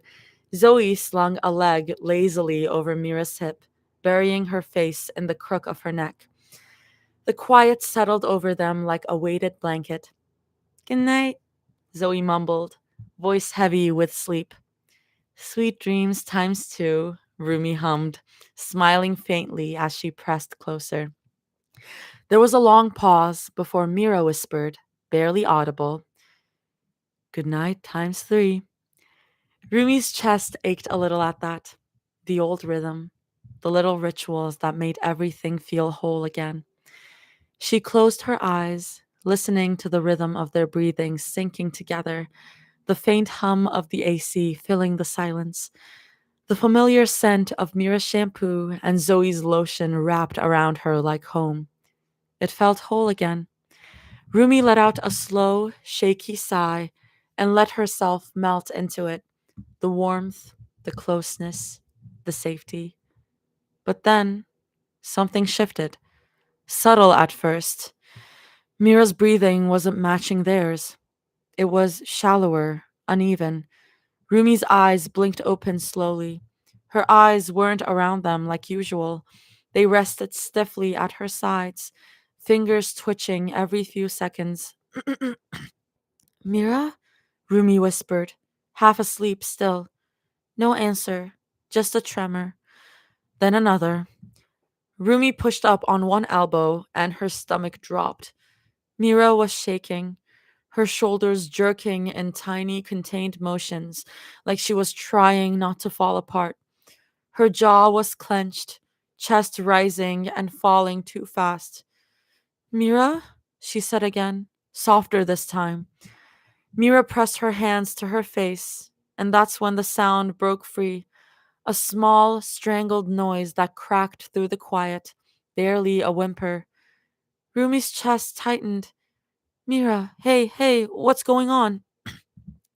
Mira's hands came up suddenly to her face, curling against her eyes as if she could hold it all in by force. The sound that tore out of her next was raw, like something splitting open. Zoe immediately sat up, panic flashing across her face. Mira? Mira shook her head hard, as if she could deny it all away, but tears were already slipping between her fingers. Her shoulders shook, a choked sob tearing out before she could stop it. Rumi froze for a second, helpless, then reached out instinctively, pressing a hand to Mira's back, rubbing slow circles. Hey, it's okay. You're okay. We're here. It didn't calm her. If anything, it made her crumble harder. The dam broke all the way. A strangled cry left her as she curled in on herself, face buried in the sheets, shoulders shaking violently. I, she cried, voice breaking. I just. Her words fell apart in her throat. Zoe's eyes were wide, heart in her voice. Mira, please talk to us. I missed you guys. The words tore out of her, muffled against the sheets. God, I missed you so much. Her voice cracked in the middle of it, collapsing into another sob. She pressed her hands over her mouth as if she could stuff the sound back down, but it was too late. Rumi's hand tightened slightly over hers. Zoe leaned closer, tears slipping down her own cheeks now. You're not alone. Now in this bed, surrounded by the people who had become her home, Mira's body remembered before her mind did. Every muscle she trained to stay fine, gave up all at once, and that was enough to undo her completely. And she broke again, pressing her face into the pillow like she could disappear there, finally letting her body release everything it had been holding since the moment they'd left. Rumi felt her own chest tighten painfully. She reached for her anyway, sliding her hand over Mira's trembling back. Zoe did the same from the other side, whispering her name over and over like it was an anchor. Mira shuddered hard, letting herself fall into their touch. Rumi's throat burned. She rubbed gentle circles along Mira's spine, whispering, We're here, okay? We're here now. Zoe sniffled quietly beside them, pressing her forehead against Mira's shoulder. We miss you too. They pulled Mira upright together, holding her like she might crumble if they let go. Rumi's hand slid into her hair, slow and gentle, fingertips massaging her scalp in soothing circles. Zoe kept whispering soft things into her ear, half words, half breaths, the kind that didn't need to make sense, just needed to be there. I'm sorry, it just hit me, and Mira stammered out between hiccups, her breath trembling, voice raw. Rumi hushed her quietly, smoothing a strand of hair from her wet cheek. Hey, don't apologize, Mir. You're okay. Zoe pressed a kiss to her forehead, firm and lingering. You don't need to say sorry for missing us. That simple kindness cracked her all over again. Another choked noise left her throat, small and broken. They stayed like that for a while, just holding her, letting her cry. The room was still, except for the quiet sounds of her sobs fading into hiccups, then to soft shivers as her body calmed down. Rumi felt when Mira's body started to relax, muscles unclenching under her hands. She stroked her hair once more, whispering, That's it. You're okay. We're right here. Mira's grip on Zoe's shirt loosened, her hands trembling slightly as she finally lifted her head. Her face was blotched and tear streaked, snot shining faintly under the low light. Her lashes clumped together, eyes red rimmed and wet. She looked so small like that, raw, stripped down, like the version of herself she never let anyone else see. Oh, baby, Zoe murmured, her own voice breaking as she reached up to wipe the tears off Mira's cheeks with her thumbs. You've been holding that in for a long time, huh? Mira sniffled and gave a small, helpless nod. Our emotionally constipated queen. Then, glancing down, she caught sight of the huge wet stain on Zoe's shirt. Shit, your shirt. I'm sorry. Zoe let out a watery laugh, shaking her head. Mira, if you apologize one more time, I'm gonna cry again. That got a weak, breathy laugh out of Mira. Just a tiny one, but enough. Rue, Zoe said gently, still cradling Mira's face. Could you grab some tissues? And maybe a new shirt? Rumi nodded, brushing Mira's shoulder once more before slipping out of bed. Got it. When she came back, she handed the box and clean shirt to Zoe. I'm going to put this back. I keep getting tired. The quiet between them wasn't heavy anymore, just soft, like the storm had passed and left everything damp and still. She took it with a small, grateful smile and gently dabbed at Mira's face. Mira let her, too exhausted to protest, as Zoe carefully cleaned the tear tracks from her skin. She helped her out of the tear-stained shirt and into the clean one, murmuring something under her breath that made Mira's lips twitch faintly. Better? Zoe asked. Mira just nodded, too tired to speak. Rumi climbed back onto the bed, slipping in behind her. She wrapped an arm around Mira's waist and pressed a lingering kiss to her shoulder. You're safe, okay? You can rest. Mira made a small noise in response. Zoe pulled the blankets over all three of them, tugging Mira gently down until her head rested on her chest. Rumi nestled in behind her, one hand resting over Mira's waist, the other tracing lazy circles on her arm. For a long moment, no one spoke. The only sounds were their breathing, slow, uneven, settling into the same rhythm, and the faint rustle of the sheets whenever someone shifted. Mira blinked tiredly, eyes heavy, her body finally giving in to the exhaustion that had been clawing at her for weeks. She still hiccuped every now and then, breath catching as she tried to steady it.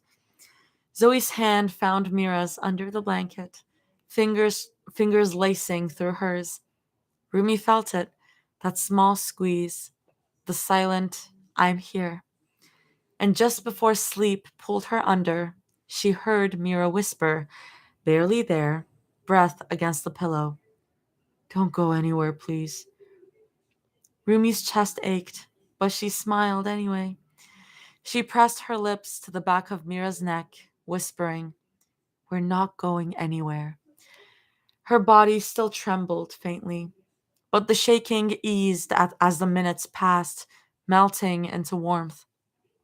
The weight of Zoe and Rumi beside her, the press of their bodies, the sound of their breathing, it was all grounding, real, familiar.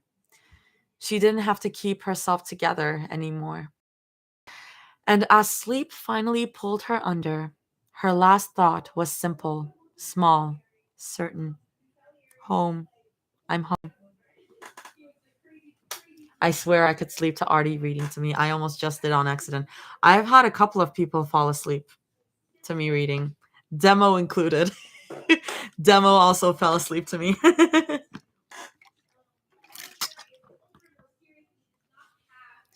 Yeah.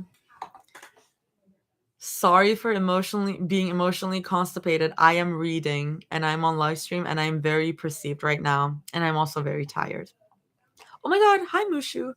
I snoozed during the bowling scene. I snoozed during the bowling scene. That's very funny. Are we out of the blender yet? I mean, pretty much. Thank you for the fluffy soup toss. Oh my god, Mushu. Oh my god, Mushu. Thank you. When this fic ends, I'll just make a new one and convince myself toss wrote. Maybe I should go to sleep because I work at 7 a.m. tomorrow, but I shan't. Cade, go to sleep. Cade, go to sleep. Are you also in Eastern time? You have a calm tone to your voice. Thank you. I mean, when yeah. When I read these parts, I also get very quiet because it gets a little serious. We got them back together. I am, yes. Oh my god, wait. Cade, where do you live? If you're comfortable saying, Artie's voice is hitting me too, but I must stick it out. Stop it. Oh my god. That is always the biggest compliment. That is always the biggest compliment is when the authors are like, it's hitting me. I've you did and Vivian. We're at the like last part of the chapter. Glad I chose to for this because this is fluff. Because this is healing. I live in that place where it's always cold and everyone thinks we're apologetic. Oh, wait. I knew this. I literally knew this. You're the sniveling evil Canadian. I knew this. I forgot for a second. I forgot for a second that you're Canadian. I just didn't know that you were an EST, I guess.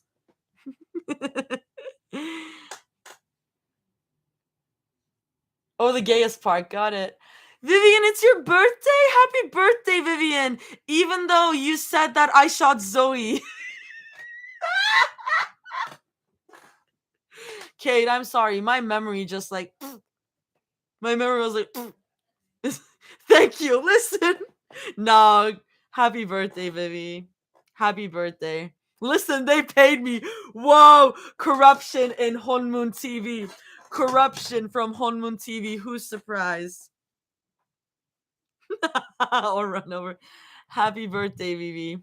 You did shoot Zoe. You did shoot Zoe. Honmoon saw it with their own two eyes. Happy day you were born. Yay.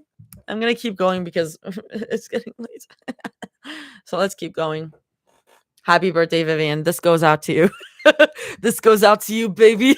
I feel like I'm at a concert. Thank you, Sauce Tosser. Lots.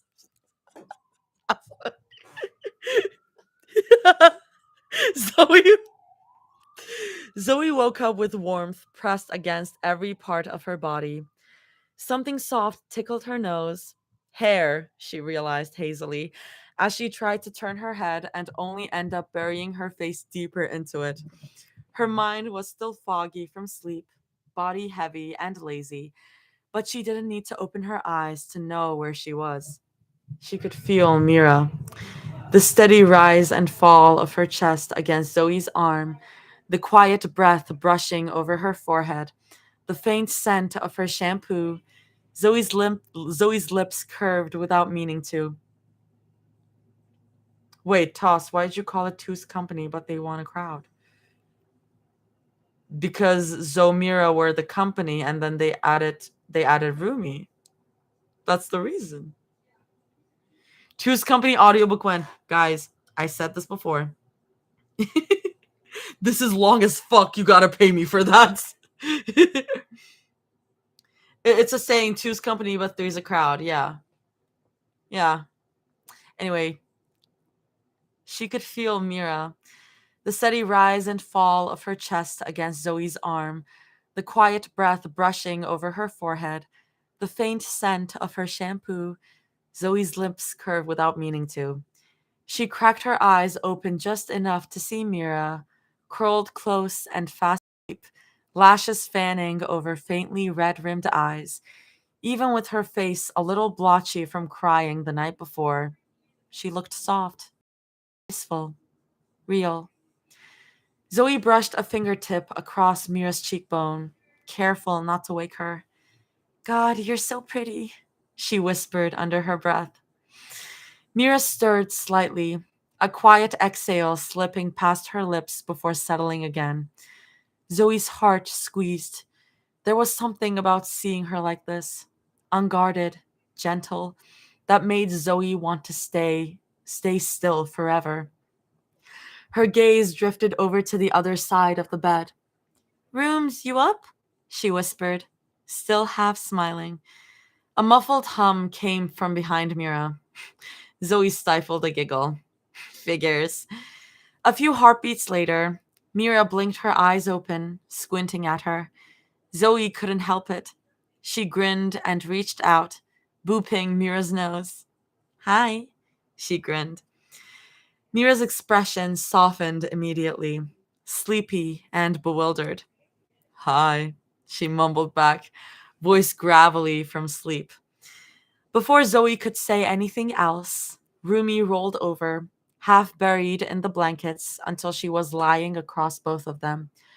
Her hair stuck up in every direction. "Good morning," she mumbled, smiling so lazily it made Zoe laugh. "Morning, sweet cheeks," she replied, pressing a quick kiss to Rumi's cheek. Rumi giggled quietly, nestling her head against Mira's shoulder. "Morning to you, too." Mira only answered with a small grunt, the kind that meant she was content but pretending to be annoyed. Her hand came up, brushing a stray lock of Rumi's hair from her face. Zoe watched the way Rumi's whole expression softened under Mira's touch, that tiny, bashful smile curling at the corners of her mouth. Zoe's heart did that annoying flutter again. She missed this.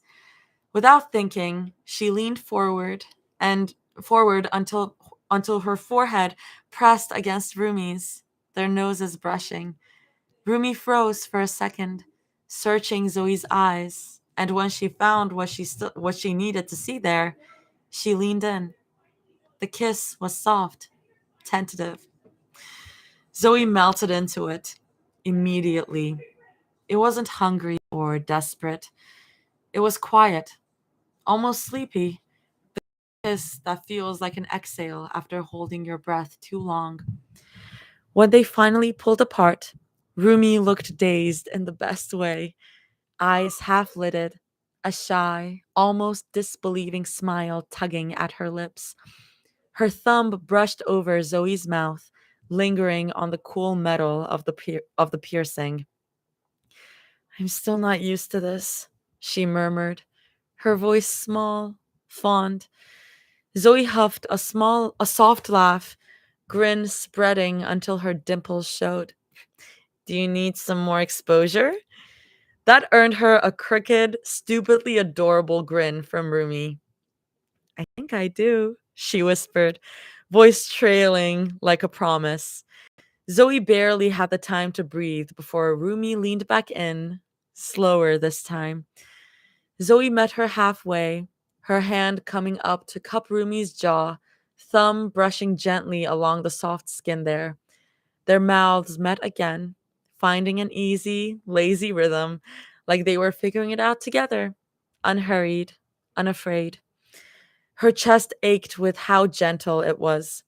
Every kiss felt like it could spill into laughter at any second, or turn into something deeper if either of them breathed too hard. Zoe's fingers brushed the back of Rumi's neck, feeling her pulse flutter under her skin. A low sound came from Mira's side, half groan, half sigh. When they looked over, she was glaring at them through sleep heavy eyes. Rumi laughed against Zoe's shoulder. "I literally asked you for a kiss yesterday and you said no." "That was because we were in public," Mira muttered, voice still scratchy. Waiting for Artie to finish so I can tell her I have to go. "Bye, Salty." Mira muttered, voice still scratchy. "Now we're home." Before Zoe could even think of teasing, Mira moved. Her hand came up, fingers curling around Rumi's chin with surprising force, pulling her in before either of them could blink. The kiss that followed wasn't soft or tentative. It was deep, immediate, hungry. "Bye, Salty, you're missing the best part." Rumi made a small, startled sound before melting right into it, her hands fisting in Mira's shirt, clutching at her like she'd been waiting for this too. Zoe's breath caught somewhere in her throat, eyes wide as she watched. The way Mira kissed her, the way she held her like she might vanish.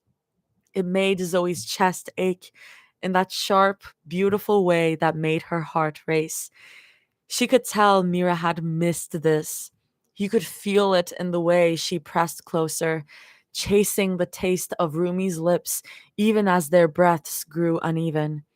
There was something almost desperate about it, like she was trying to make up for every lost moment, every misstep, every word she hadn't said, and every word she had.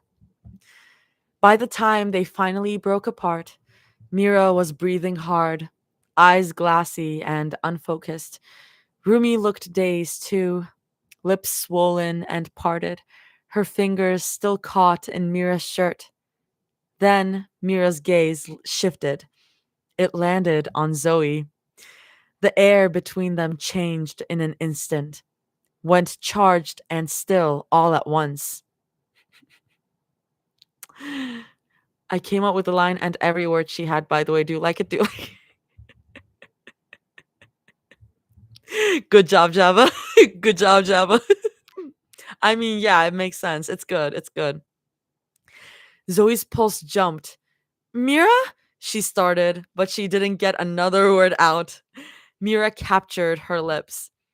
There was no warning, no hesitation, just the sudden, desperate press of lips that made Zoe gasp softly against her mouth. Mira kissed her like she was afraid she'd never get another chance, hands sliding up to cradle Zoe's jaw, holding her there like she was something precious and breakable all at once. Zoe's shock lasted maybe half a second before it hit her. How badly she'd missed it, too.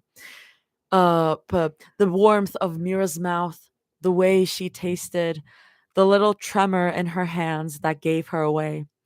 Her own fingers found Mira's shoulders, then the back of her neck, pulling her closer. The kiss deepened, turning slow and messy, the kind that leaves your head spinning and your chest too full to breathe. Mira made a small noise, half sigh, half whimper, and that sound alone nearly undid Zoe. She kissed her back harder, letting herself fall into the rhythm of it, the give and take of breath and heat, and finally, by the time they parted, both of them were flushed and gasping. Mira's thumb brushed against Zoe's lip, swollen from the pressure, and her eyes, usually so guarded, were soft, wide, unsteady. Zoe could feel her own pulse everywhere, in her throat, in her ears, her fingertips. She wasn't sure if she wanted to laugh or cry. God, she thought, she'd miss them both so much it hurt. Miss this, she whispered. Miss you, Mira replied, voice low and raw. Before Zoe could respond, Rumi's voice came from somewhere near her ear, muffled and sleepy. We have to get up. Zoe giggled as Mira began pressing lazy kisses down her jaw. 5 more minutes.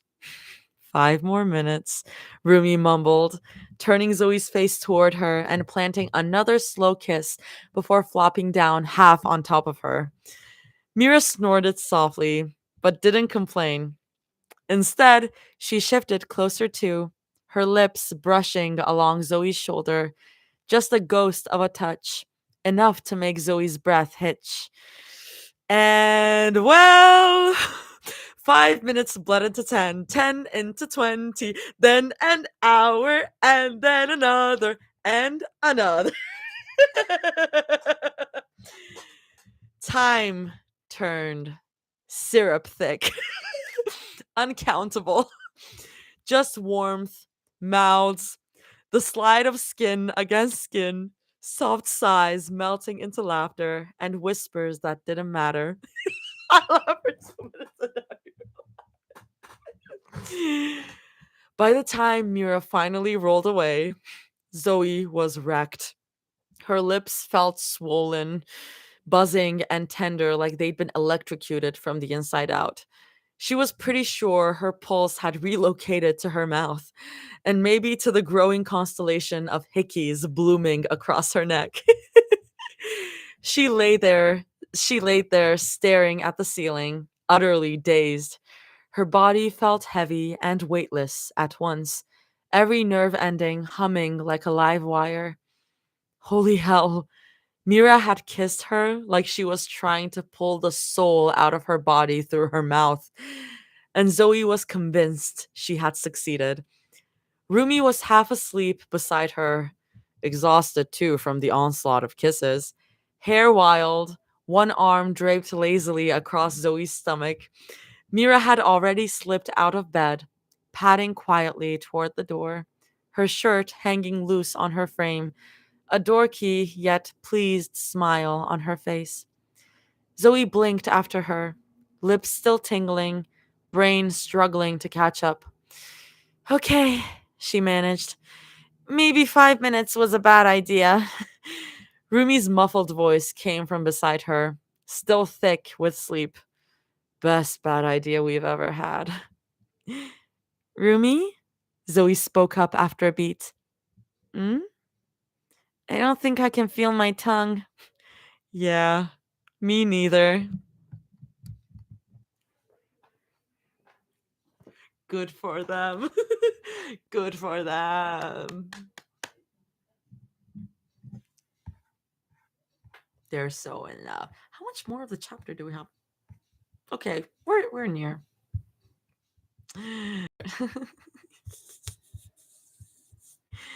Wait. They're so cute. I wonder what it's like to not be able to feel your tongue. I'm just gonna keep going out because it's very late, and I do wanna.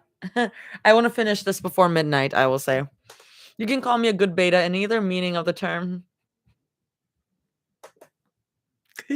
Okay, Java. That's like if you've seen Aqua's like pinned comment, I'm a beta not no Aqua's bio. I'm a beta reader by day, omega reader by night.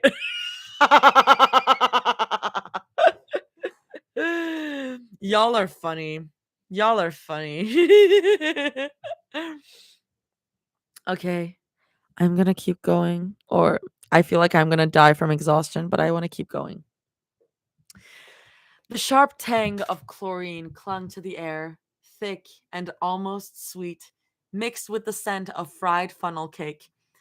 The air was thick with humidity and sunscreen, and the echo of splashing water and kids screaming in delight bounced off every slick, sun-bleached surface. We're already doing beach? We're already doing beach? We're already doing beach? Already sleep if you're tired. I promise I can read so you don't have to. No. No. Water park. I see. It's not beach. Okay. Okay. Cool. Cool. They stood in front of the big map near the entrance, the kind plastered with cartoon pirates and exaggerated waves, tracing their fingers over the maze of slides, pools, and snack stands. Zoe grinned, rocking on her heels as she looked at the two beside her. They were wearing the matching shirts she'd ordered online. Wet and wild and gay about it, splashed proudly across the front in bold white letters. The tie-dye swirl of blue, red, and purple made them look like a trio of chaotic melted popsicles. Toss, for someone who doesn't have merch, you are way too good at writing about fun merch ideas. Zoe hummed, scanning the map with an exaggerated look of seriousness. First, her eyes landed on one of the slides down towards the back of the park, and her grin widened. How about Pirate's Plunge? Rumi tilted her head, curious. What's that? Nothing crazy, she said, waving her hand like it was no big deal. Just a fun slide. You go down, scream a little, splash at the end. Totally normal. It was not in any universe. Totally normal. Minutes later, they were climbing what felt like a never ending spiral staircase, the metal steps hot under their bare feet, the humid air making everything sticky. I miss water parks now. Rumi was already clutching the rail, muttering something under her breath about bad life choices. Halfway up, she froze. Nope, nope, no, no, no. I'll just record from the bottom. Zoe turned to tease her, but Rumi was already making her careful descent back down, phone clutched in her hand like a lifeline. Zoe couldn't help laughing. Coward, she called down. Survivor, Rumi shot back without missing a beat. That left Mira, poor, beautiful, overconfident Mira, standing inside what looked like a launch capsule for the damned. I love those ones where you just go, alrighty, lean back to me, the lifeguard instructed cheerfully, like this wasn't a death sentence. Cross your arms over your chest, cross your legs, keep your head straight when the floor drops. When the floor drops. Zoe stepped closer to the railing, biting her lip to keep from laughing already. Mira stood stiff as a statue, her jaw locked, arms crossed like she was about to be cryogenically frozen. She turned her head slightly towards Zoe, eyes narrowing through the glass. Zoe was already leaning over the rail for a better view. You got this, babe, she called, flashing both thumbs up. Mira's expression was unreadable for a second. That careful calm that always came before her panic set in. Wait, she called through the glass, voice slightly muffled. Did he just say drop? A robotic voice started its countdown. 3. Mira looked down, then up, then down again. Her entire face went pale. 2. Wait, Zoe, it drops me? She shouted, panic spiking through her tone. Zoe, absolutely no help, just nodded with an encouraging smile. 1. Wait, I don't think I want to be here anymore. The rest of the sentence turned into a strangled. The rest of her sentence turned into a strangled. Oh my god, strangled scream as the floor vanished beneath her. I love these ones. They're so nerve-wracking, but they're so fun. Mira's hands slapped uselessly against the glass as she plummeted out of sight. Zoe's cackle nearly startled the lifeguard. She doubled over, clutching her stomach, tears of laughter already forming in her eyes. Oh my god! She wheezed. Her face! By the time she stepped into her own capsule, she was still laughing so hard she could barely follow the instructions. F in the chat for Muriel. F, F, F. The countdown began. 3, 2, 1. The floor dropped, and Zoe finally understood exactly why Mira screamed like that. When she shot out of the slide at full speed, the splash was so huge she nearly lost her top. She came up gasping, blinking the water out of her eyes, and laughing so hard her chest hurt. Her adrenaline was still buzzing through her, heart thundering, hair plastered to her forehead, smile splitting her face. She pushed her hair back, blinking through the spray, and scanned the crowd until she spotted them. Rumi perched neatly on one of the lounge chairs, and Mira sitting beside her like a wet cat wrapped in a towel, glowering directly at her. Wasn't that fun? Zoe called out, grinning as she jogged closer, leaving wet footprints in her wake. Mira's glare somehow intensified. Don't talk to me. She leaned into Rumi with the dramatics of someone personally betrayed. Rumi tried and failed to hide her giggle. She leaned down and kissed Mira's damp temple. That was kind of mean, Zoe. Zoe blinked. Mean? I was being adventurous. I just wanted her to experience the thrill of her first ever water slide. You saved the best for first. Last, Mira corrected flatly, still buried in Rumi's shoulder. You save the best for last. She exhaled dramatically.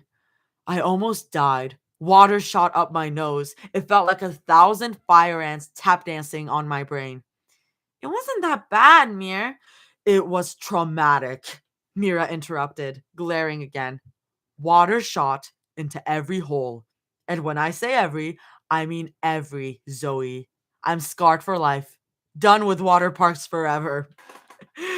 Rumi bit back another laugh as Zoe groaned, grabbing both their wrists.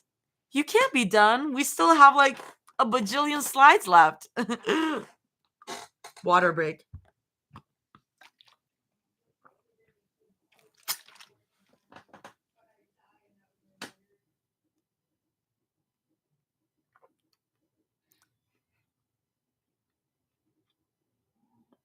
Does everyone in chat hate those things? It's been 3 to 4 hours.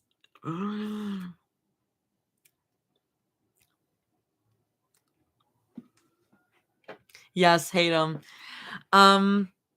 Maybe I'm just a glutton for punishment. I personally like them. I like the rush of adrenaline. It is kind of nerve-wracking, but it's really fun.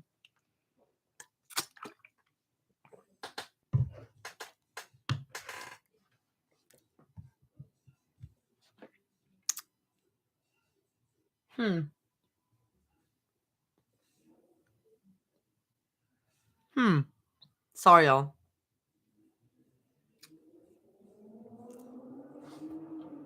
I tasted blood. I'm sorry. Um, I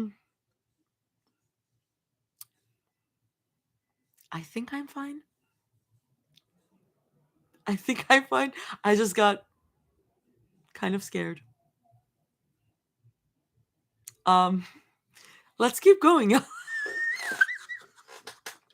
I'm okay. I don't know. I tasted blood for a second, and I don't know if it's my lips. Because that's fine. Oh, should we be concerned? Anyways, genuinely, how? Bye, love y'all. Bye. I think I'm gonna keep going. That's mildly concerning. Already cough and see if blood comes out. I don't think that's a good idea. I'm just gonna drink more water.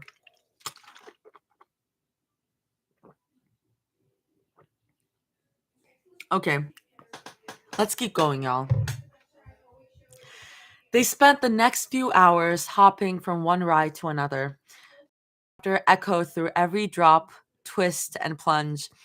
Rumi screamed every time the raft tilted even a little too far. Yum blood-flavored water. Mira swore she developed permanent vertigo after one of the funnel slides. Now, I love the funnel slides. Oh my god, I love those when you have the blow up things and you keep going and I love those so much. Now they stood at the edge of the wave pool, surrounded by a crowd of families and thrill seekers, the air smelling faintly of sunscreen and salt. Each of them wore a bright orange life jacket, Rumi's neatly fastened, Mira's half zipped, and Zoe's strapped a little too tightly across her chest. Zoe floated lazily on her back in the middle of the pool, arms spread wide as the gentle waves rocked her. The sun blazed above her, and she squinted dramatically. It's been 20 days, she began, voice solemn and echoing faintly between the squeals and splashes around them. No more rations, no fresh water. I feel myself slowly fading away. A shadow passed over her face. She squinted up through the sunlight to find Mira standing above her, dripping wet, one eyebrow arched. What are you doing? Zoe flipped upright, grinning wide. Roleplay, obviously. You're my boy. Before Mira could respond, Zoe looped her legs around her waist like a koala, nearly tipping them both. Don't let go of me, Captain. We must stay afloat. Zoe. Stay strong, boy. We must land. Zoe declared dramatically, shielding her eyes from the sun as she scanned the horizon. Rumi floated by, half amused. Buoy? Buoy? That's how it's spelled? That's how it's read? Buoy? Buoy? Guys, the English language is so weird. Thanks, Toss. Thanks. Buoy. Yeah, buoy. Okay, y'all. I'm playing my English is not my native language card. I read like Bowie. Somebody clip that. That's funny. Don't clip that. Don't clip that. I'm not a native speaker. Okay. Stay strong, buoy. Whatever. Okay. Rumi floated by, half amused, half concerned. How big are these waves supposed to get? Zoe turned toward her, eyes twinkling with mischief. big, but not that big. Only if you go to the deeper end. She pointed heroically across the pool, which is exactly where we're headed. Onward, buoy! Mira blinked. Wait, we're going deeper? Why? Because better experience, duh. Zoe grinned, squeezing her thighs to keep her buoy in place. Rumi let out a small groan, but followed after them, the corners of her mouth twitching upward. They made their way toward the deeper end of the pool, the water creeping up past their waists, then their shoulders, until Zoe's toes no longer brushed the bottom. She reluctantly unlatched her legs from Mira, mostly because she didn't want to accidentally drown them both when the waves started, and dog paddled to stay afloat. It was more crowded here, the kind of chaos only water parks could birth. Kids in neon vests splashed around, inflatable tubes collided, and someone's goggles floated by like debris from a sunken ship. Bow chicka wow wow. Okay, my dirty. What happened? What did I say? Okay. Okay. Kissing their little lip. Okay, Zoe said, scanning the crowded pool like a captain surveying enemy waters. If anything goes wrong, every buoy for themselves. Rumi floated close beside her, eyes big as she looked around at the cluster of people. Why are there so many people over here? Is everyone trying to drown at once? Apparently, Mira said dryly. Zoe glanced over her shoulder, grinning. Aw, don't be like that. Here. She reached out a hand toward both of them. For morale purposes. Rumi blinked, hesitating before taking it. Mira's lips quirked and gave in too, their hands briefly tangling in the middle of the rippling water. Zoe wiggled her fingers dramatically. Teamwork, she declared. If we die as a unit. Rumi let out a nervous laugh. You're not helping. Zoe opened her mouth to reply, but then the siren wailed. It echoed loud across the pool, and they all turned toward the machine in the corner churning up water. The waves began to build, soft at first, just gentle ripples brushing against their stomachs. And that, Zoe said with solemn authority, means we swim away. What? Rumi sputtered, blinking. Then why did we come over here? For dramatics, Zoe shouted, already paddling off like she had trained for this moment her entire life. Mira hummed, tugging Rumi by the life vest as she reluctantly followed. Well, just don't stand there. They didn't get far. The screams came first, high pitched, distant, then growing louder. Zoe twisted around, and her jaw dropped. A massive wall of water was surging toward them, carrying half the pool's population along for the ride. Oh no, she whispered, eyes wide. Oh hell no, Rumi croaked, kicking frantically in place. Mira just stared ahead, her expression the picture of calm acceptance. So this is how I go. There's no escaping it, Zoe said gravely. If we die together. She grabbed both of them, dragging them closer in a poorly formed huddle. But I don't want to die, Rumi cried, trying to pry herself away. Zoe smirked, shaking her head like some action movie protagonist. Don't worry, guys. I got this. She turned toward the wave, running her hands dramatically through her soaked hair, squaring her shoulders and holding her arms out. I won't let the wave kill us. I got the. The wave hit her square in the face. The last thing she heard was Rumi's scream being drowned out by the roar of water. It wasn't even a crash, it was an obliteration. One moment she was mid-sentence, the next she was underwater, spinning like laundry in a washing machine. Everything blurred, water, bubbles, limbs, shrieks. When she finally broke the surface again, gasping, she coughed out a lungful of pool water. Her ears rang like she'd been hit by a grenade. Rumi? Mira? No answer. Just chaos. People shouting, splashing, the whistle of a lifeguard somewhere in the distance. Zoe turned frantically until she spotted Rumi a few meters away, clutching her life vest and wheezing like she'd just been reborn. Zoe swam toward her, only to find Mira floating on her back nearby, eerily still. Mira! Zoe's heart lurched. She grabbed her, hauling her upright as Rumi swam over. Mira, what happened? She blinked up at them through her wet lashes, then coughed weakly. I can't feel my body. Rumi gasped. Oh my god. Shh, it's okay, Zoe said quickly, cradling Mira's face. Mira's lips quirked faintly into a weak smile.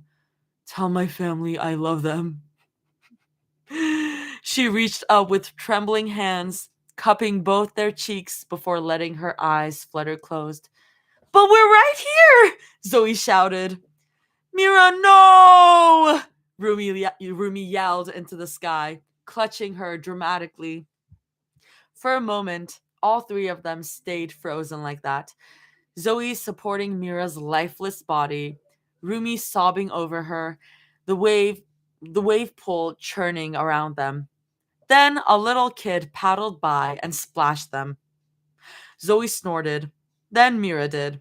And a second later, Rumi broke into helpless laughter too.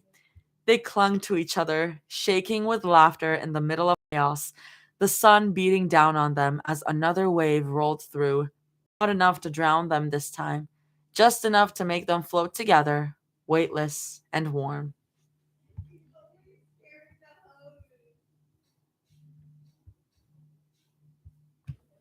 Water break.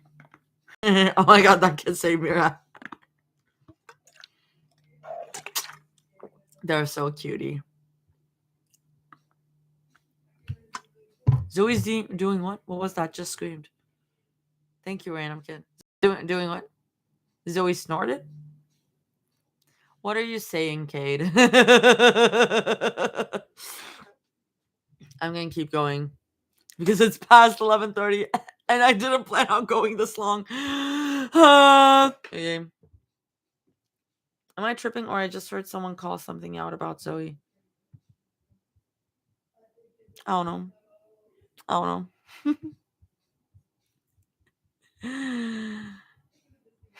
Oh no, Artie has to read this poor thing. Bad Australian accent, and if they don't, I'll murder them. What the hell? Is this your fix? Sorry, I'm checking Twitter. Nor clearer. The cocaine.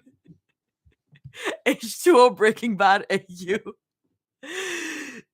Did you just write this? Did you just write this?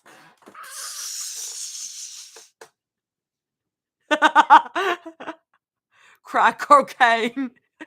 My lines have to be read in the best Australian accent. Okay. Toss and Artie, your accounts do not accept gifts. I tried gifting this. I don't know how to set them on, how to do that. I just wrote that. Well, it's pretty. Oh no, Emma the cocaine.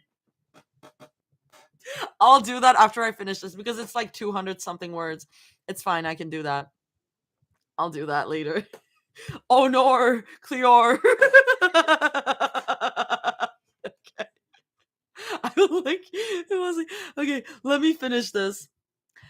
Zoe flopped back onto the lounge chair with a towel wrapped tight around her, cradling her ice cream cone like it was the most precious thing in the world. Her hair was still damp, sticking to her cheeks, and she looked half fried from the sun. But the grin on her face said she'd do it all again in a heartbeat. She took in a slow lick, sighing in contentment as she watched Rumi and Mira demolish their burgers across from her. The sounds they were making, low groans of pure, greasy satisfaction, were borderline indecent. Zoe squinted. You two sound like a commercial for a fast food chain. Mira glanced over at her, shaking her head. How can you eat something cold when we've literally been in the water all day? Shrugging, Zoe grinned. You can never not be in an ice you can never not be in an ice cream mood. She said it like it was the universal truth, something that should be written in scripture.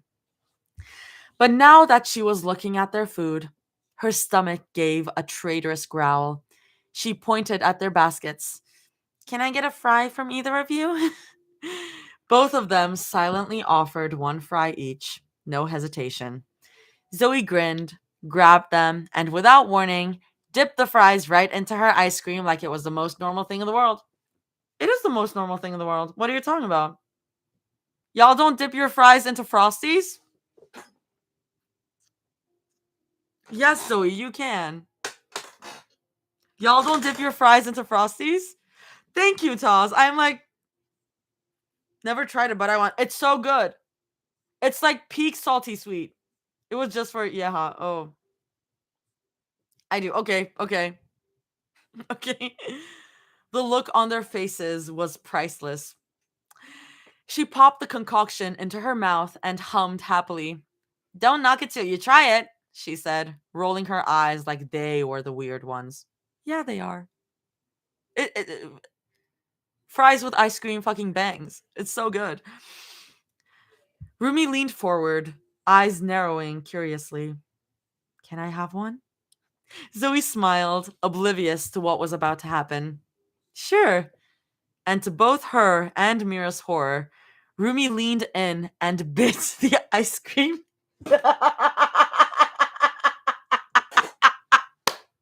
That's funny. Bit it like it was nothing. A loud crunch followed. Rumi hummed in approval, licking her lips. That's good. Wait, why are you two looking at me like that? Rumi, Mira said, voice flat. You just took a bite of ice cream. Rumi blinked between them, then shrugged. Oh, yeah, my front teeth aren't sensitive, so I'm fine. Zoe slowly lowered the cone, eyes wide. Don't ever do that again.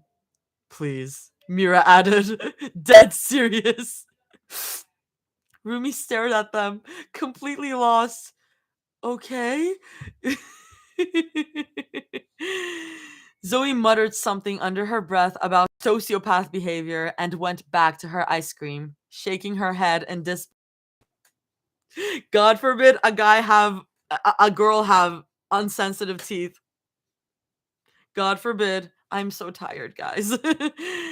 They sat there for a while in comfortable silence, the kind that only comes after a full day of chaos. Around them, the sun had started to dip lower, turning the wet pavement gold. Kids were still shrieking and running around, but the three of them were completely still, content, lazy, sun drunk. Zoe took another slow lick of her ice cream before breaking the quiet. So, she said, voice light, how'd you like your first time at a water park? Rumi leaned back, sighing happily. I liked it. It was fun. Kind of terrifying, but fun. She smiled softly, almost shyly. Thanks for dragging us. Mira hummed in agreement beside her, arms still crossed, but voice lighter now, almost teasing. I'm still mad about that death slide. Zoe smirked, leaning back against the lounge chair. You scream louder than the kids, you know? I almost died, Zoe. That earned a giggle from Rumi, who tilted her head, resting it gently on Mira's shoulder. You didn't. You survived. Barely. The three of them fell quiet for a moment after that. Only the distant hum of the park filling the air, the sound of rushing water, laughter fading in waves, the faint buzz of cicadas rising as the sun sank lower. The light turned soft and amber, painting Mira's hair in copper and Rumi's in gold. Zoe found herself just watching. The way Mira's smile deepened when Rumi leaned closer. The way Rumi's shoulders finally looked relaxed, unguarded in a way Zoe hadn't seen in forever. The air between them felt easy again, like they'd slipped back into a rhythm their hearts had been trying to remember. A small smile crept across Zoe's face, one she couldn't fight if she tried. See? She said quietly, voice threaded with that same warmth she felt in her chest. Told you it would be worth it. Mira rolled her eyes, but it was slow, fond, her lips curving despite herself. You're impossible. Love you too, Zoe shot back, grinning when Mira grabbed a crumpled napkin and tossed it weakly at her. It hit her leg and fluttered to the ground. Zoe just laughed.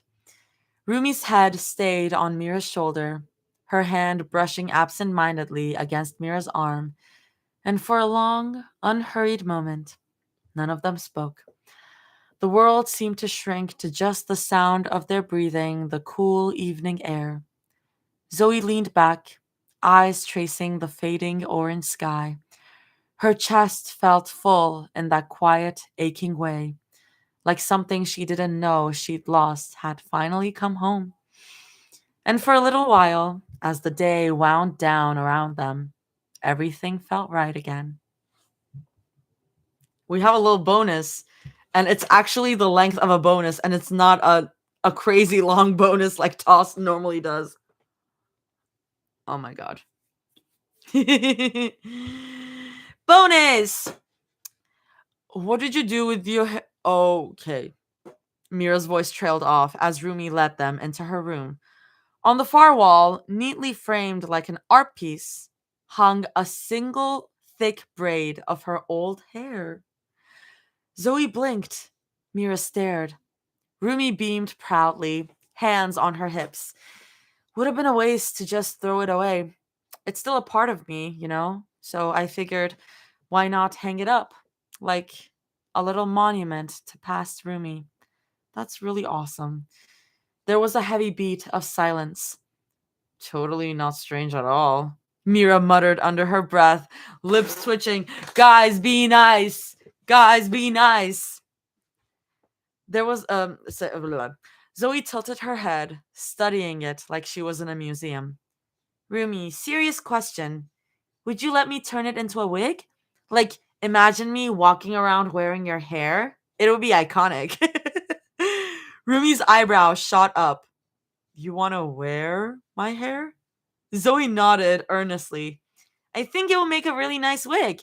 It's got that natural shine, that roomy radiance vibe going on. I could even braid it into pigtails. Mira crossed her arms, considering it far too seriously. You know what? Now that I'm thinking about it, yeah, it actually would make a nice wig. Rumi turned slowly back toward the frame, her expression unreadable. Huh? Zoe leaned closer, whispering conspiratorially to Mira.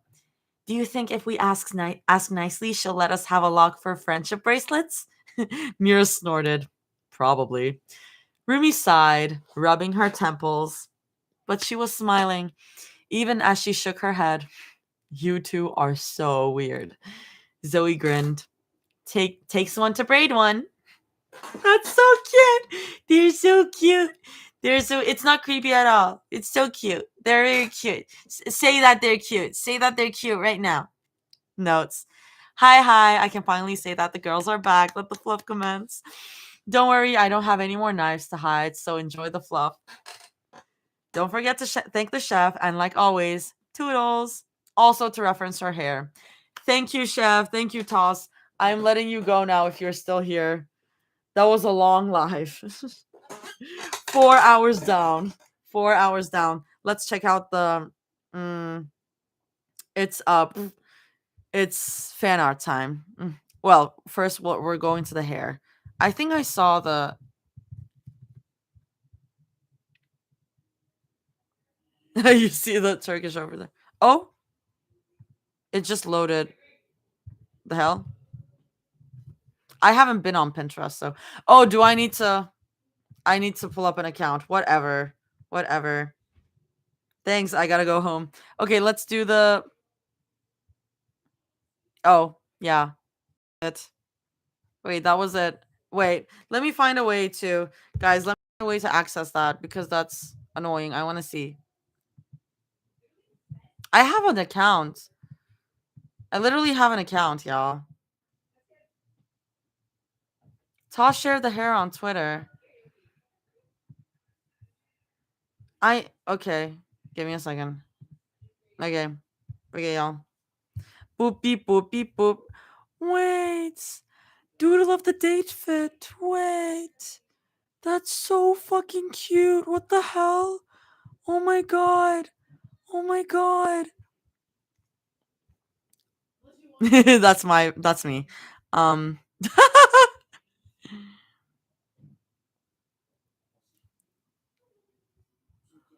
Wait, so cute. Anyway,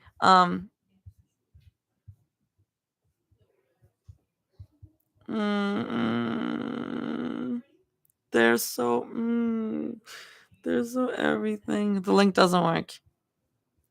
Oh, here. I see. Yeah. That's really cute. That's really cute. That reminds me of my haircut. I got my haircut this summer. It used to be much longer and it felt so great. It felt so great. So like I get it. Okay, let's stop sharing over here.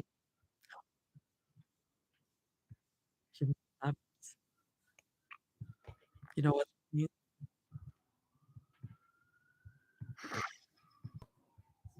Let's do the fic. Let's do Jabba's fic.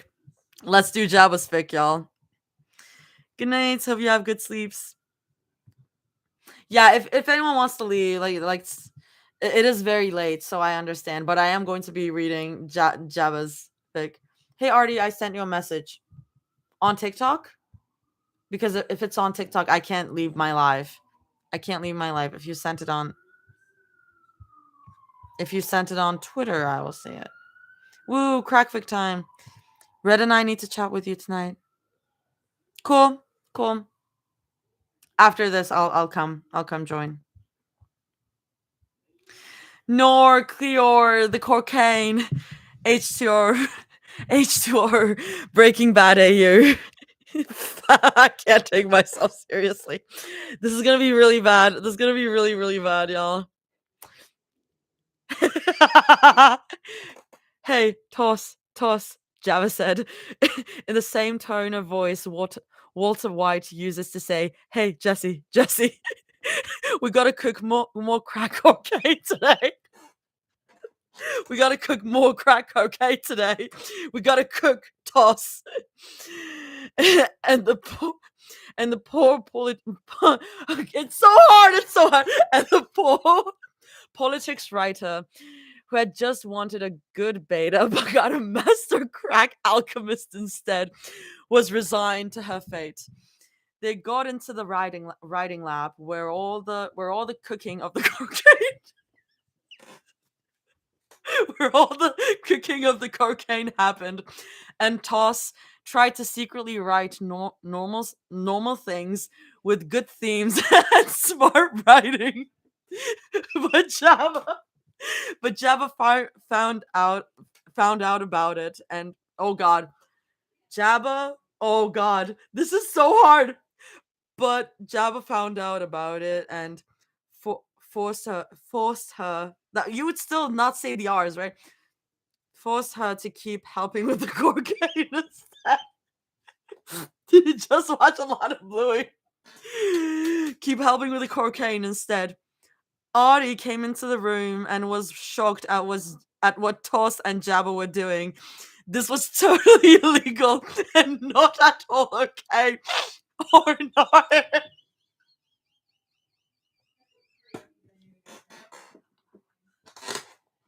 This was totally illegal and, and not at all okay. Oh no, Cleo, it's cocaine.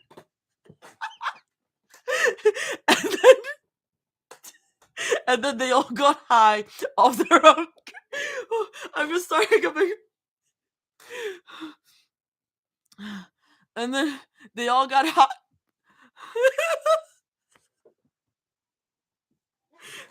Oh no! Oh no! Oh my god! I know, Lauren. I learned.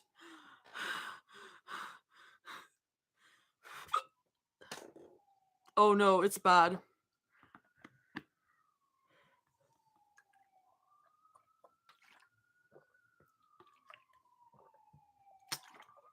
Oh god.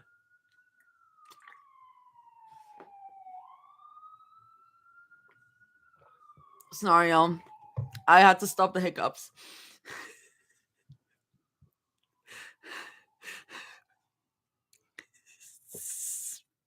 Oh no, Clear, it's cocaine. And then they all got high off their own cocaine. Was squirting it up their asses. That's what booty bumping is. It's called boofing. It's called boofing because it's funny as hell, and they couldn't stop laughing, and they ascended into godhood at the end. Image by Sabbathist. Sam did this too. They made this at the same time I was writing this. It was completely unintentional. We were making the same joke at the same time with different art forms. Oh no, I'm out of the cocaine. Okay. Are you happy, Java? That was in gibberish. To me, that was gibberish. But if you're happy, then I'm happy. What even was this? Oh no, I'm so happy. I think it's time to end the stream, y'all. I think it's time to end the stream. Reload the page. There's another GIF in there. This work in progress I worked on during the stream result as the GIF working. So I don't know if it is working. This is really good. Incredible. Incredible. Share that GIF on Twitter if you haven't already. That's really great. Okay, y'all. I think we're ending it.